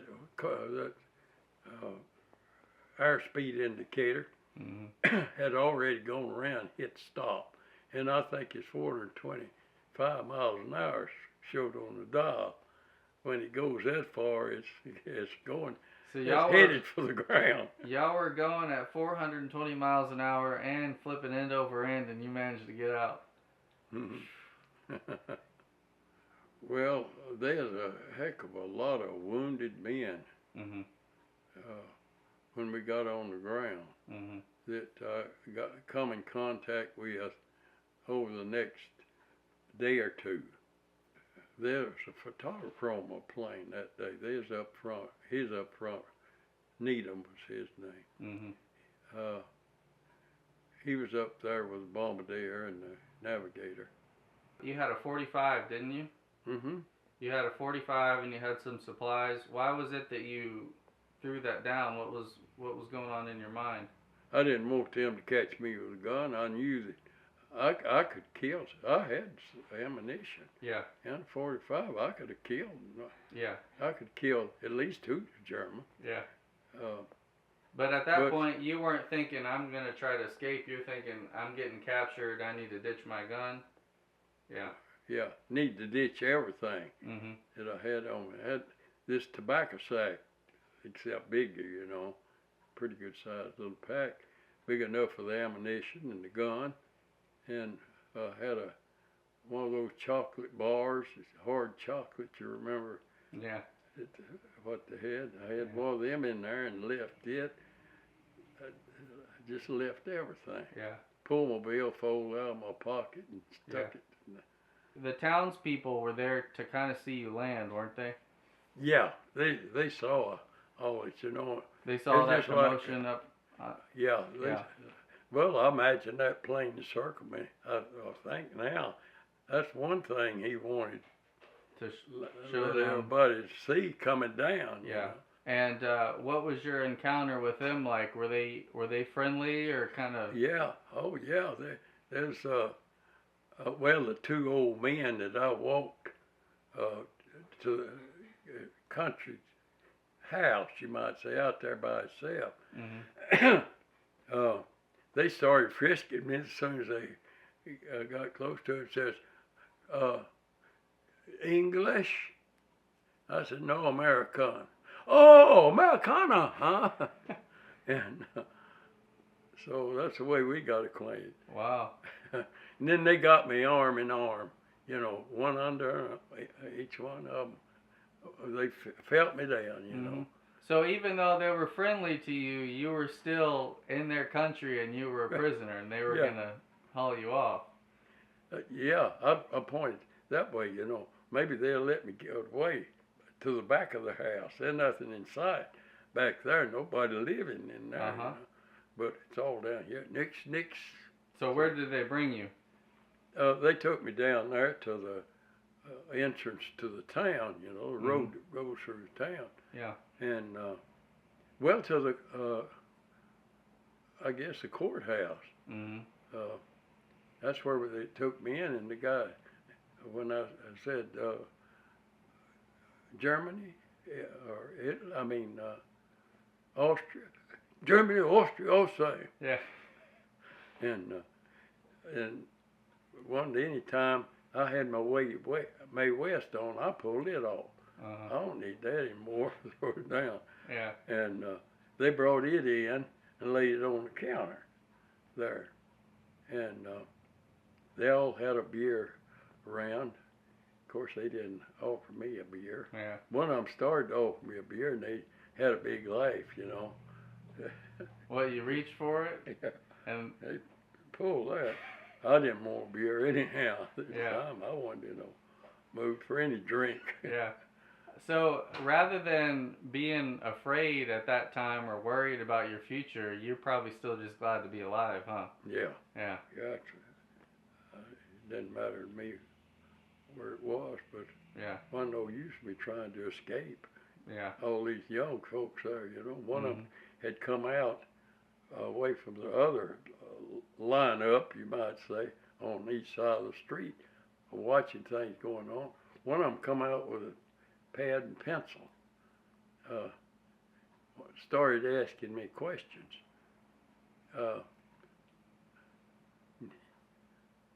I didn't even know to say nix for stain. Yeah. Then I'd act like I couldn't hear what Uh-huh. he said, Yeah. but he was speaking good English. Now, why was it that you didn't want to talk to him? Well, he started asking me questions, and I wasn't supposed to answer anything but name, rank, and serial number. Oh. Okay. I'd rather just let on like I couldn't understand his English Right. than to have to do anything else, you might Yeah. say. And you think you convinced him? Oh yeah, I think I did. But it wasn't any, well, I stayed there about 3 hours, I guess, in the courthouse before anybody come around that I knew. I was just sitting there, and then there's eventually 3 soldiers came in there and was taking me out to the base. Mm-hmm. And we got outside and got to a little old bridge that was across the stream, and there's one of these of stone that built up like that. An officer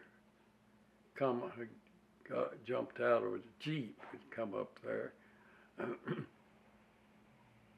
He got his pencil out and started asking me questions. I couldn't get by him by saying, I don't like he couldn't. He knew he could speak English, Yeah. and there wasn't any doubt about it. And you answer my questions. And I couldn't. He says, "What shot you down, flak or fighters?" Well, I didn't want to tell him which one, because that's my thinking was at the time. That's what they'll really work on, Yeah. get more of. Whatever shot me down, whether it's flak or the fighters, we'll get more of them. Yeah. That's what runs through my mind. Yeah. But I didn't want to tell him. So I just said engine failure. Naturally it was. Yeah. It was engine failure. Yeah. And that pissed him off. I could see a pretty good piece down there of the water on that bridge. But he just twisted around a few times, got back in the Jeep and took off. Boy, they were prepared to take down notes and everything, and you wouldn't give them a thing. That's right. Well, I wasn't supposed to name, rank, serial number, so I was Right. supposed to give. That's Right. all. After you were on the bridge, then they took you to the base? Yeah, it's 3 soldiers had me, taking me to the base. Mm-hmm. And one of them was a little guy. He wasn't no size hardly, but he took the butt of his rifle and come down my back with it. And these other 2, I don't know what they said to him, but they letting him know a thing or 2 that he needed to know. That's the way I took it, Yeah. They Why was it that he hit you, you think? Well, he just probably like a lot of people, he's the enemy. Mm-hmm. Yeah. And I got no respect for him. Mm-hmm. And so what happened after you were interrogated on the base, or they tried to interrogate you? There wasn't nothing except give him his clothes. I can't make him talk. Get him out of here. Now, and the way the guy handled his gun, I thought this ain't gonna be too good. He popped 2, with his gun, and I put my. Well, I was stark naked. not even my shoes, socks on. Right. I was standing there in front of him. Mhm. Name, rank, serial numbers, what come to mind. Yeah. And I popped my bare heels together as if they would pop, Right. like shoes. Yeah. And I'm sorry, sir. Fixed my eyes on a spot on the wall. He looked. He had been looking his writing down there when I said name, rank, serial number. He raised his head then. He says, I ask you a question. Did you hear the question? What position did you fly on the plane? I said, I'm sorry, sir. That's when he asked me again. And then he turned to the guard that's standing over there. I'm here now, start naked in front of his desk. I can't make him talk. Get him out of here. And I thought he was going to read it. But I found out later the reason they didn't go any further is they heard me talking outside before I went in there. Because ex-prisoners of war that was in Germany met in Birmingham, and they was telling about that place where they interrogated us in Germany was just full of listening equipment. Whoa. Then they heard what I'd said outside. I'd told Sam and some other guys on my crew, I says, when they get me in there, I'm not going to tell them a damn thing. I don't care what in the hell they do to me. I'm not going to talk. Yeah. And they'd heard that. Mm. And or I believe they had. You know, that's what makes me think. Right. Then the next day, still up there in that same place, in the big room, took me in there and gave me a pad, or not a pad, but a leaflet, and a holder for the leaflet, you know, to write on. Mm-hmm. A lot of questions, just everything.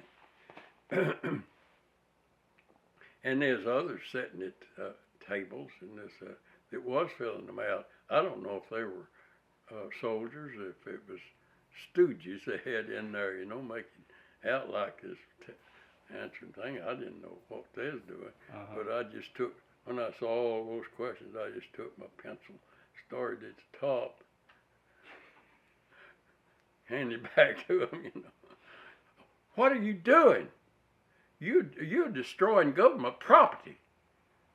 I didn't say anything. I just grinned like I was ignorant of everything, you know.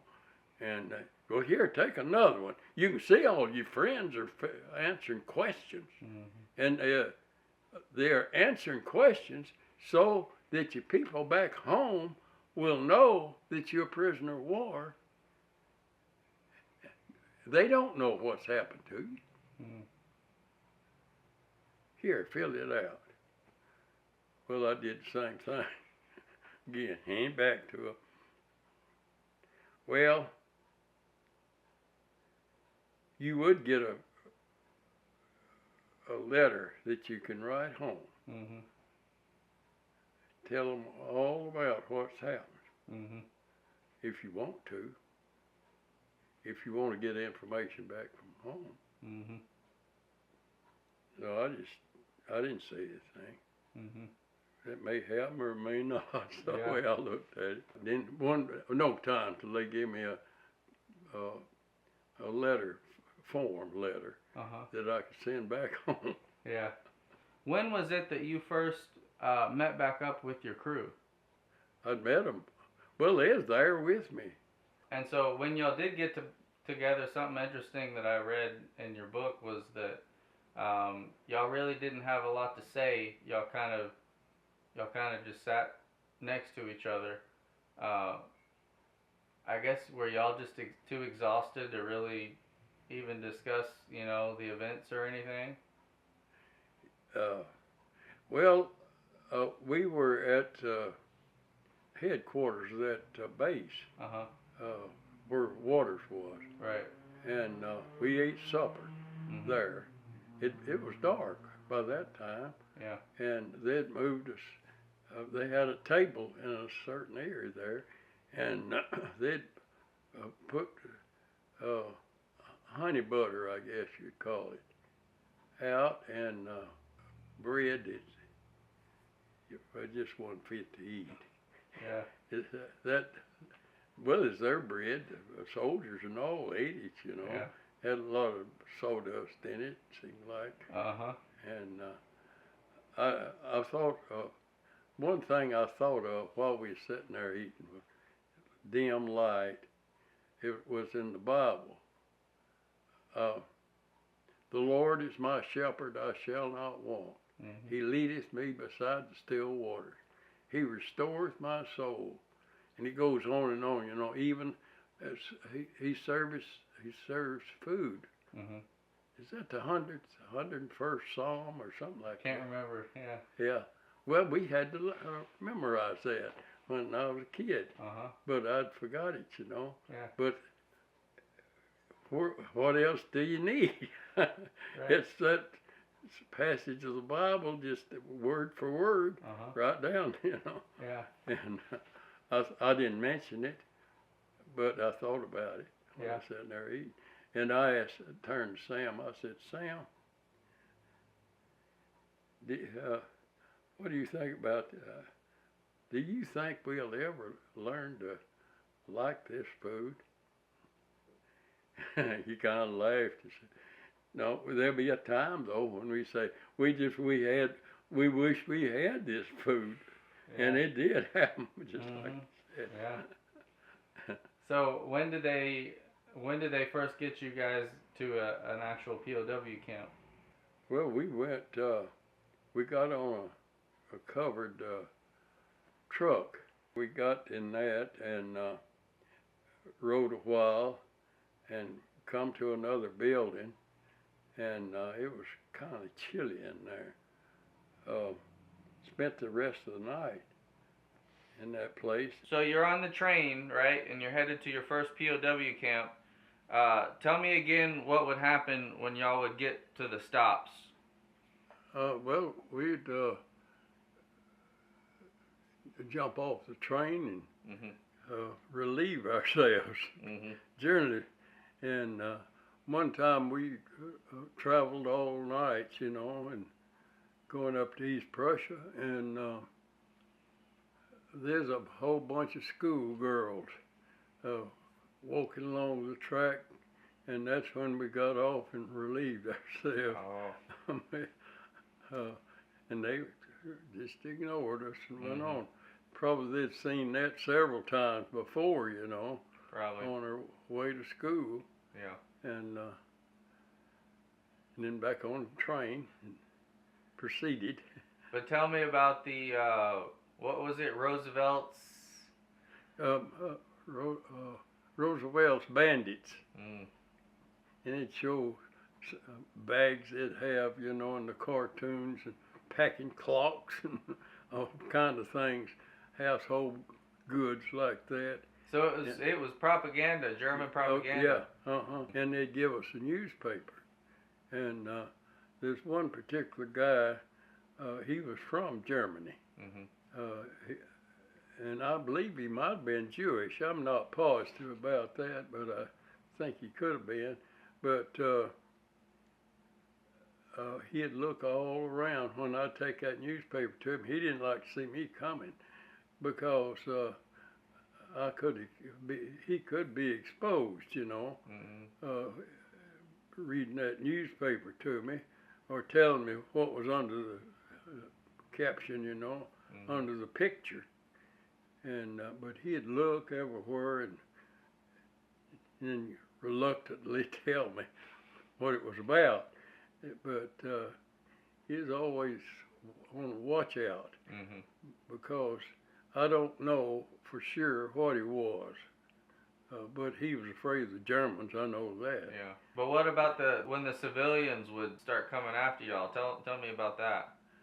Uh, well, that was a deal that it seemed the guards just seemed to want to happen, you know, to stop the train in the city. And about the time a mob would get together, sometimes the train would start moving, and then sometimes when we was going that way in the train, the civilians around, like Berlin, for instance, the mob would get bigger and bigger, longer train stop there, you know. Sometimes they might take us off and put us in a room with just one door to it where they could guard it. And sometimes just close that door. One night when we stopped like that, they put us in a room with no lights. One woman outside that I could hear, just a raising cane, seemed like it lasted all night nearly, with her blabbing outside, you know, and the guards talking to her in German. I couldn't tell what they said, but that was the only time that I can think of right now that happened. Right, but you were saying, how would the German civilians, would they just be beating on the train, or what were they doing? Well, it just seemed like they'd accumulate after the train stopped. Would be the only time I'd see anything like that. What were they shouting at y'all, or what? No, they wasn't doing anything except just gathering out there, making remarks of some kind, unless they whisked us away, and a place like they couldn't get to. But you were saying yesterday that some of them might have been angry because y'all had been bombing some of their towns, possibly, right? Possibly. I didn't know what had happened there, you know. Yeah. Because I'd run into people that were shot down after we were, that they said that a bunch of women with dish rags full of rocks would hit them, you know. Where at? At the stops, at the train stops? Well, when the plane was shot down or something, they'd bail out and hit the ground. That's what they'd beat. Oh, wow. Down there. So, but nothing like that happened to me. Right. So some of them were nice and some of them weren't too nice about it. Yeah. Wow. Yeah. When I was shot down, all the civilians just of course, it was more of an area where the war wasn't going on, you know. Right. I hadn't been hit for any reason. Right. Well, the very first camp I was in is where the Red Cross was. That gave us our shaving utensils, I'll call it. And I heard some of the guys say, you know, I borrowed money from the Red Cross to get home on. I wasn't going to pay it back, but I'm going to pay it back now. Tell me again about the radios, how y'all would get a hold of the radios and when y'all would listen to them. I never knew anything about the radios except getting the news. And but they'd want all the wired stuff we had, you know, make another radio so they could, if they got the one they was using, and they always seemed to have an extra. That if they confiscated the one they were using, they had another one stashed away somewhere. And then it was English that did that. Really? Yeah. But they somehow were able to bring it over to your side of the complex. Well, when we was shot down, the English was there too, you know. We was kind of mixed at first, then this when it was separated. Okay. And there'd be another compound, maybe from what we were in. The barracks was divided into rooms at that time, and it'd be, I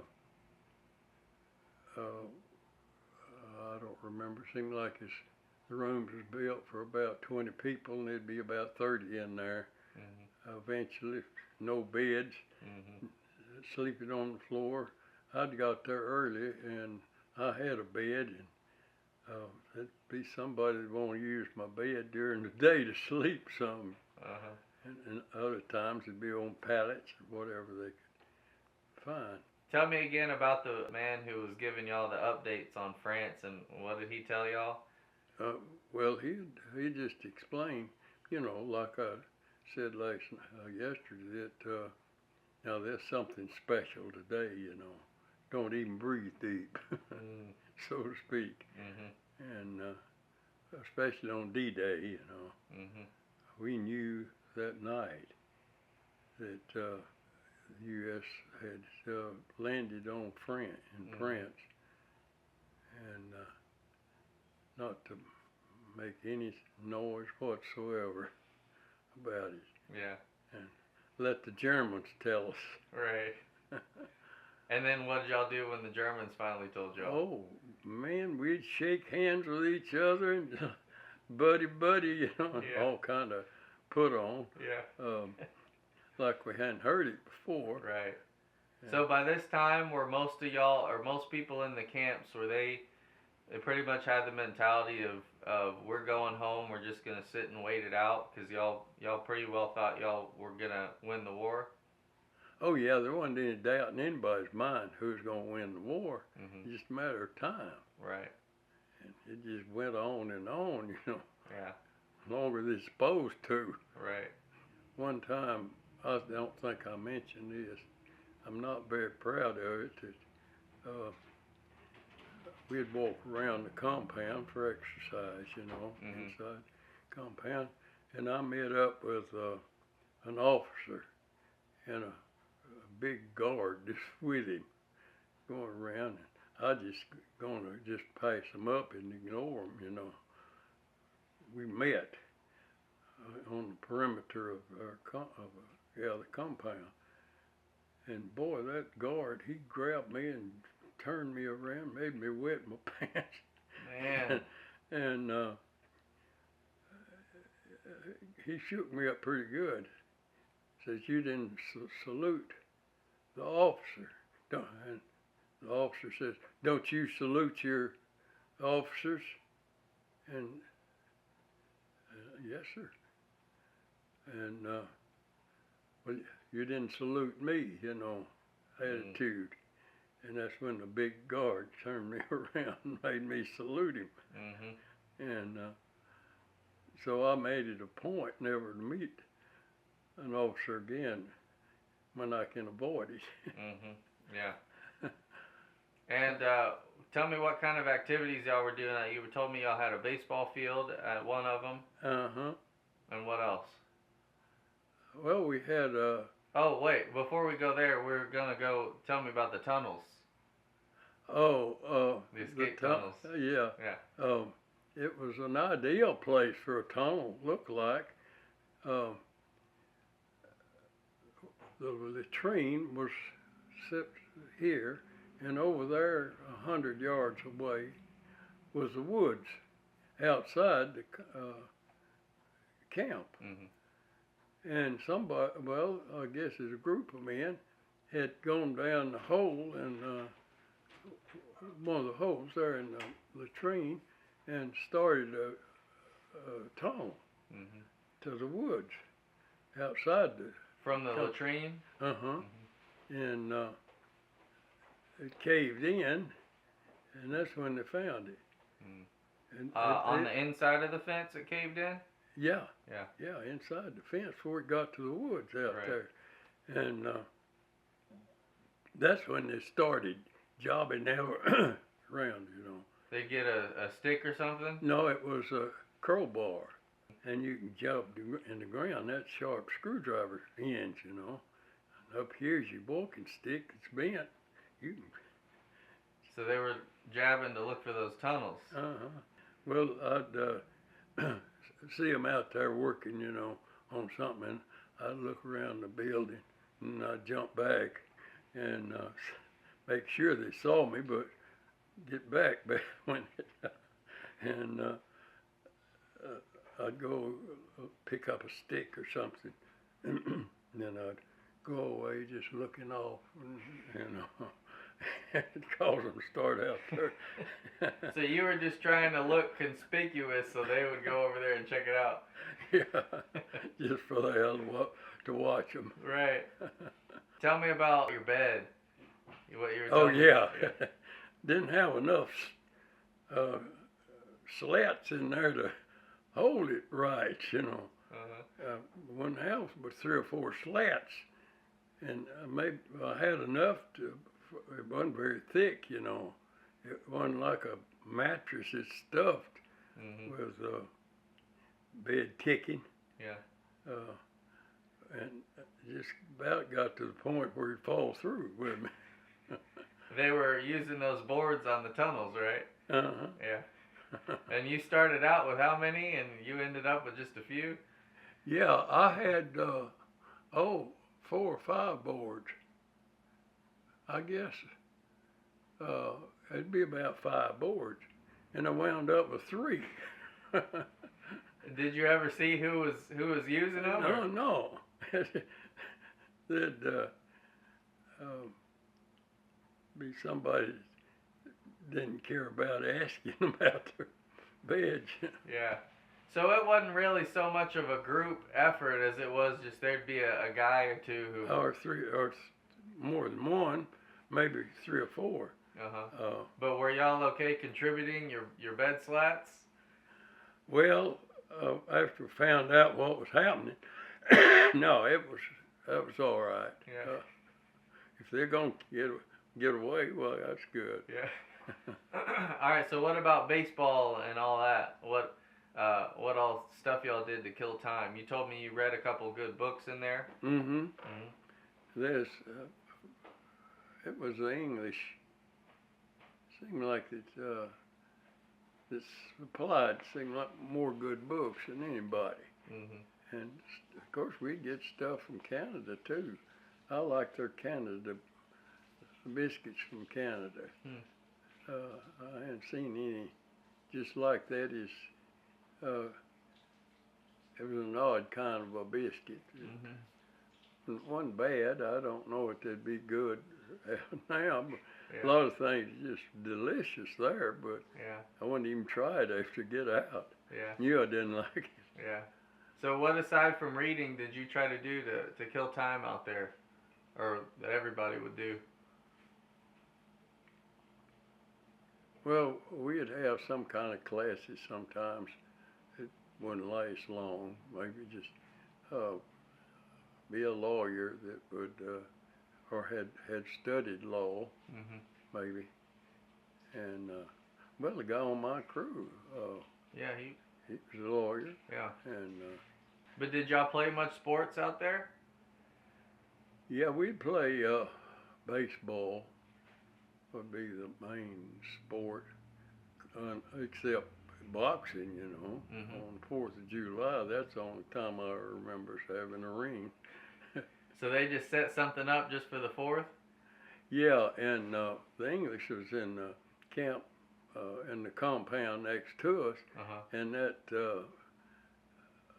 ring for boxing was just on our side next to the fence between us. And I thought about, here we are celebrating the 4th of July. I'm wondering what the English are thinking about this, you know. Yeah.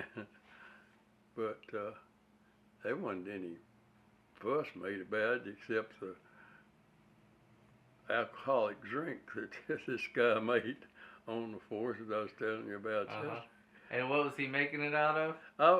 I didn't know what it was, but I had a suspicion it made out of sweet iced potato peelings and something that's sweet, you know, like prunes or something we'd get like that. But I don't know what it was he used. I know, I'm sure you were able to write your wife and your family, but were you able to get much back from them? Yeah, I'd get letters when after I was prisoner I'd get a letter from Mayors and maybe get 3 or 4 at one time. Yeah. And that's the way it was with every other prison. But the minute you open one, it'd be 3 or 4 guys over your shoulder. You know, anything that you could find out here. And one of them, it had she a sentence or some. She called me Dimples in that letter, and that's the only time I remember her calling me Dimples. And they really heroed me, you know. Whoa, hey, Dimples, how you doing? Yeah.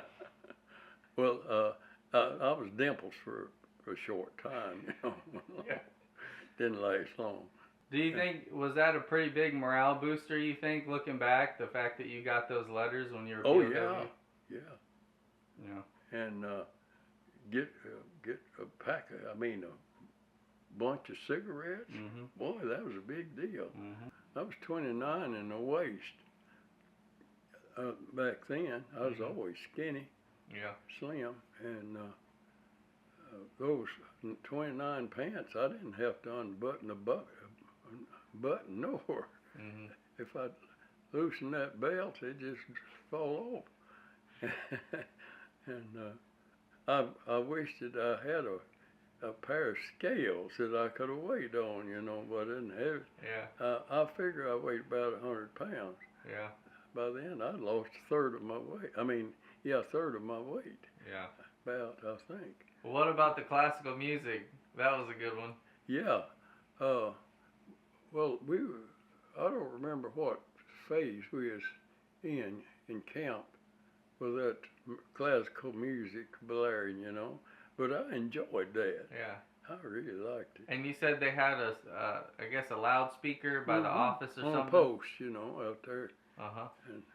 And they would play, you said they'd play Beethoven? Yeah. All the classical music, you know.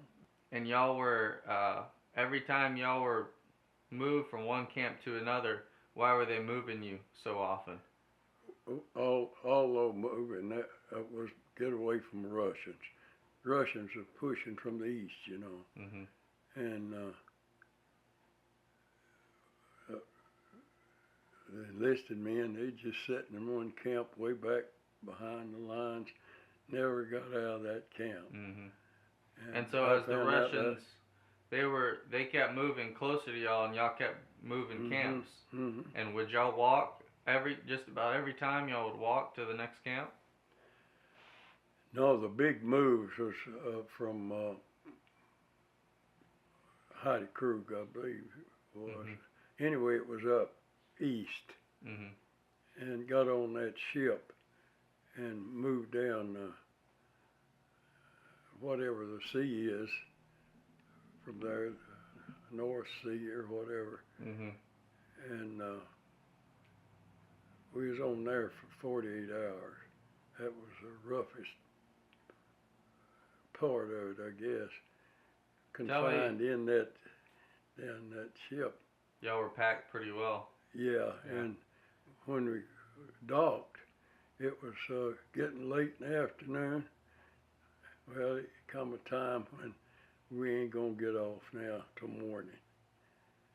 And that was 48 hours later when we did get off onto a train. Did anybody sleep on the ship? Well, all sleeping you did was you're standing up, you know. It's just so crowded you couldn't. If you relax, you just fall on your feet. That'd be the only place that you get down. All the GIs in there were pretty miserable, huh? Yeah, they. The best place that you could get was where the propeller shaft was going through, and it was covered, and you could sit on top of that. And of course, that was just halfway sitting, mostly. Yeah. Even on that. And tell me what you did with your belt at the start of it all. I had 2 belts, I don't know what I was using that second one for, but I used it here to go through a hole on the front rib of, the framing of the ship inside. Run the belt through that big hole, and under the belt I had on, fastened it till the belt broke. So you were kind of just hanging there? No, I couldn't hang there because it had nothing to hold me there. I'd slipped down into the mob. Yeah. But when you were using your belt to kind of hang, dang a little bit, so you wouldn't have to be with the mob. Yeah, I'd have room to move my arms and legs too. Yeah. Wanted to just hang there against the wall of the frame. And tell me about the bucket. Oh yeah, they lowered the bucket full of water.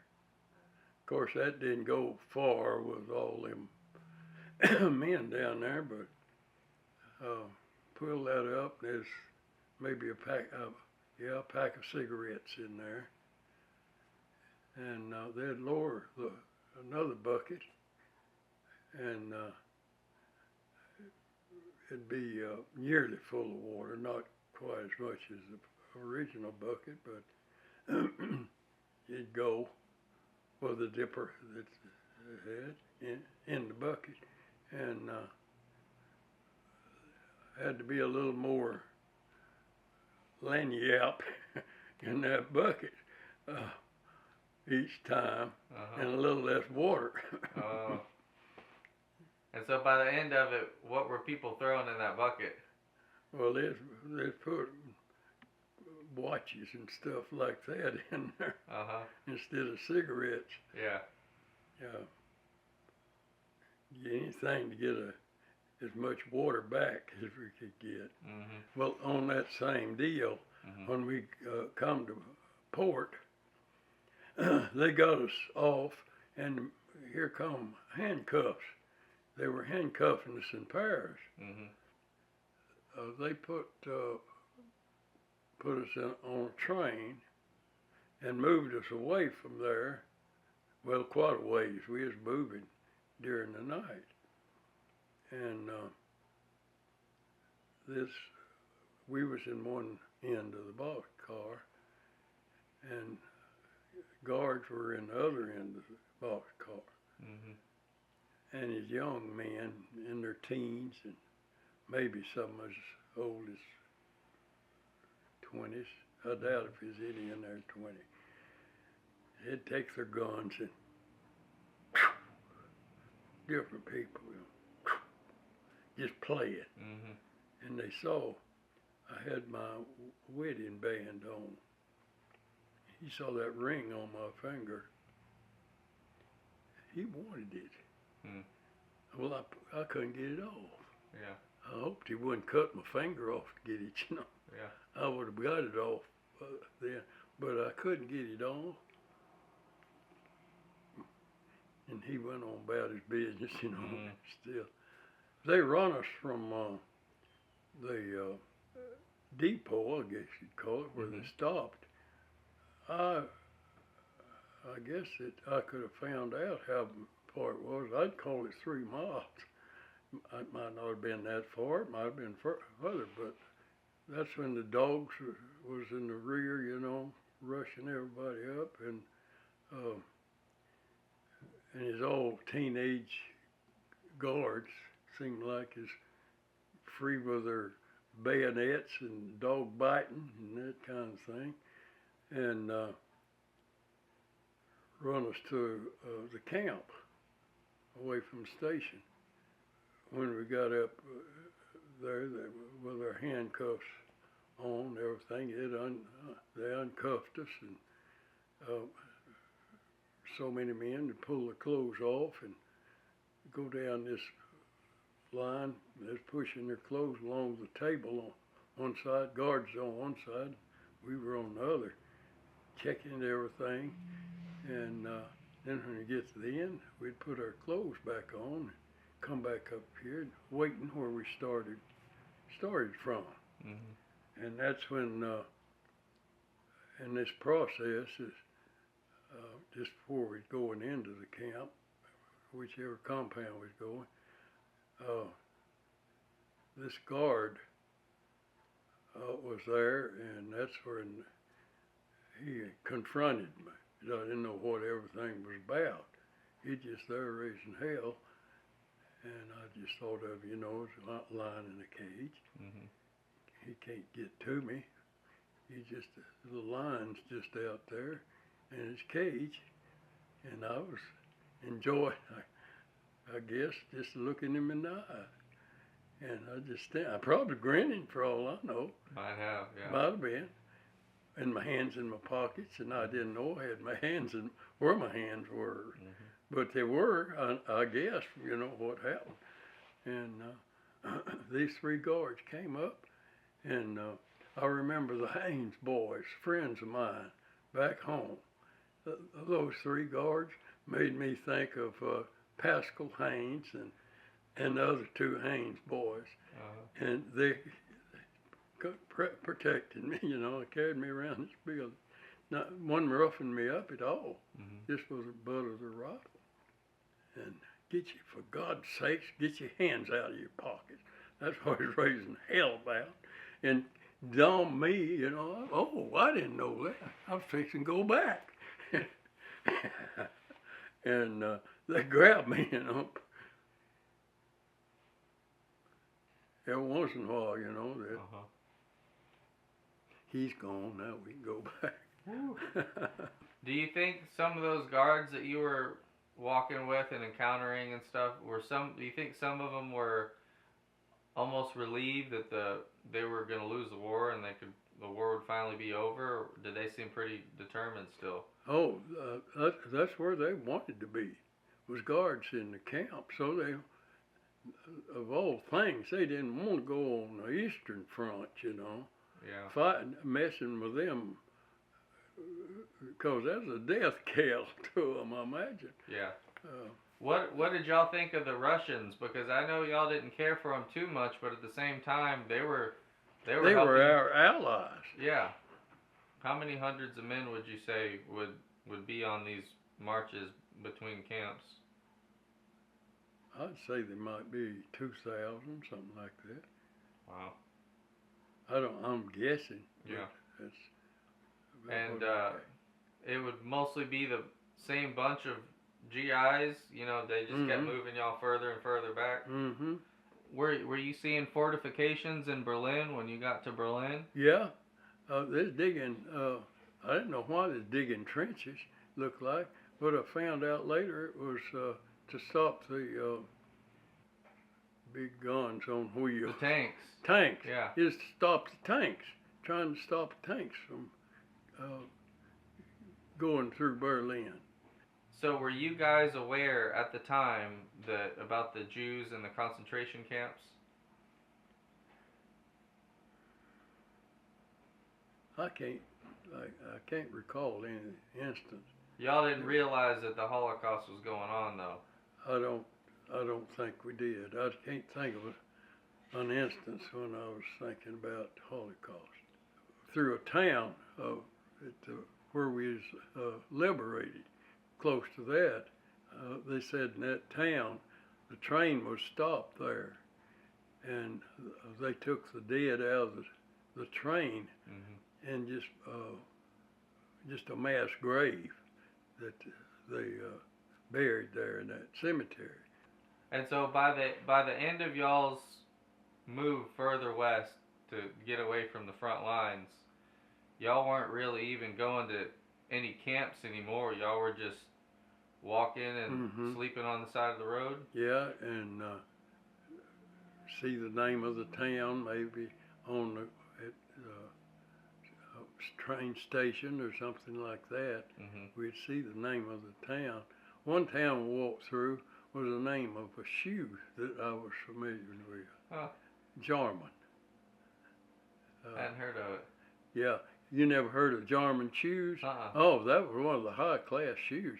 You know, in this, when I was in the States selling salvage stuff, I remember we'd go into a store that'd been partially burned. Uh-huh. There'd be German shoes, and when the ordinary shoe maybe was just 50 cents or Yeah. 75 cents, seemed like the German shoes was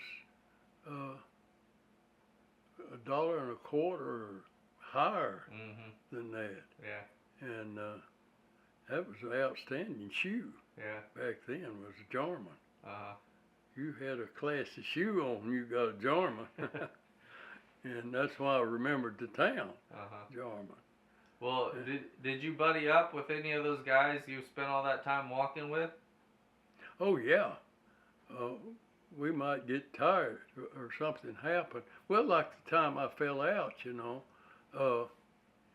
I believe my buddy before that was Cornett.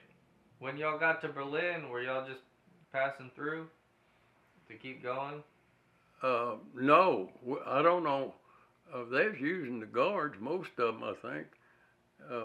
Or anyway, we was still guarded, but they was working, building up all they could to keep the tanks out, trying to. So basically, they had work to do, but they still had to watch y'all. Yeah, that's the way it was. Wow. And they worked all day, and just about sundown or a little before dark, we started out walking again. How would y'all eat? Cause y'all be walking for days sometimes, right? Yeah, I don't know if we had any food at all that day. Yeah, we'd go hungry. We never get anything but hunger, or an ordeal of hunger. Yeah. And sometimes, you know, we can get what's left. Actually, fed the hogs. They'd feed their hogs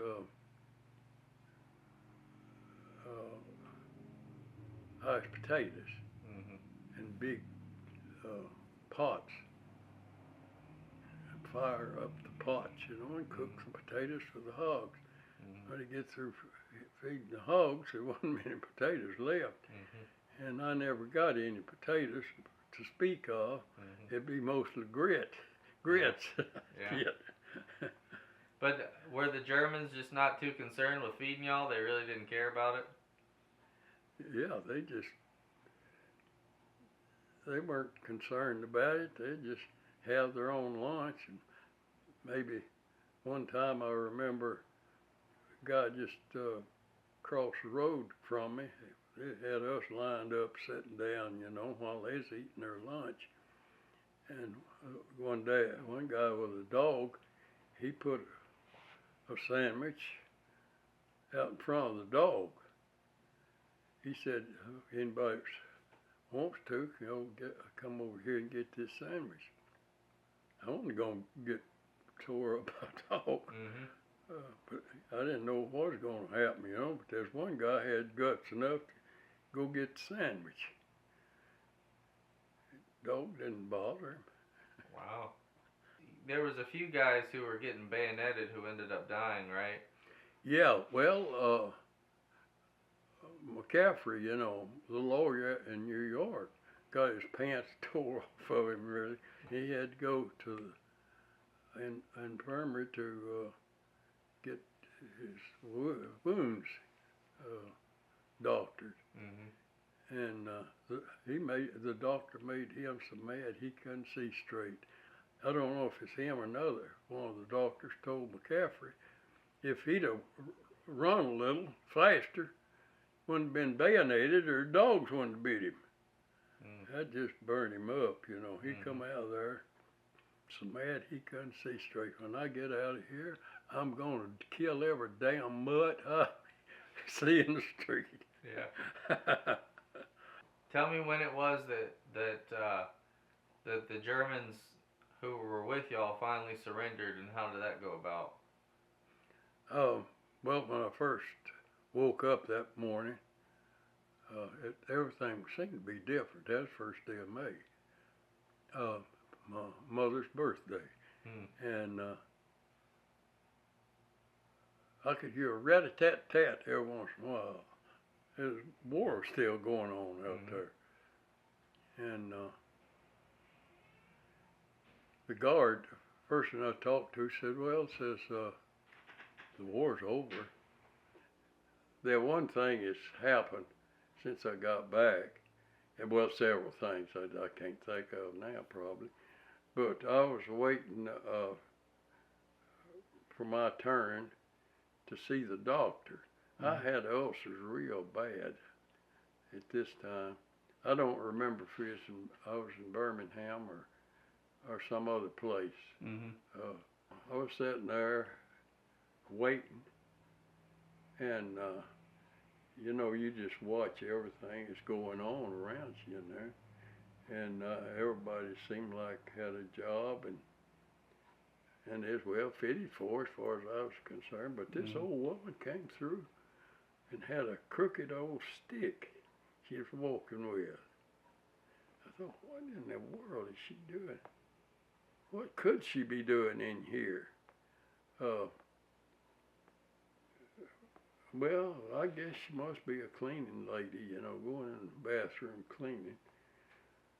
But it turned out she was the doctor I was supposed to see. Wow. And I went in and I thought, well, everything about her didn't seem like a doctor, you know. But when she found out that, seemed like she knew before she got in there that I was in combat, and but I don't think she knew what cities I'd been over. She wanted to know where I flew, you know, and I told her in Italy, ETO, and she says, what missions were you on in Germany? I think is the way the conversation ran, and I told her, and I told her about I was shot down on a mission to Regensburg, Germany.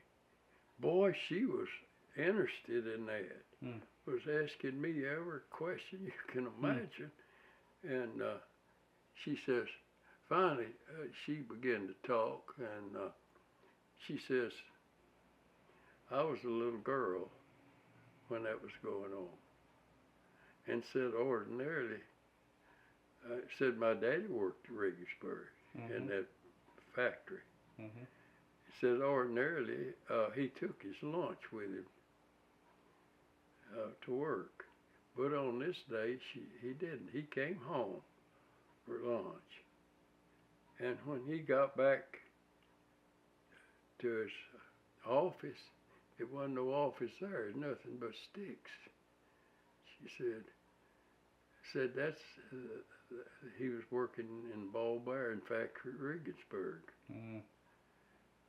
and he wasn't killed because of that way it worked. How did you feel when she told you all that? Man, I didn't know what to say. Yeah. She helped me. Well, she helped me undress more than anybody else had. Right. And I mean, she helped me get dressed completely. And says, if I can ever do anything for you, you just let me know. Wow. That's something. What are the odds of that? Yeah. That's really something. Yeah.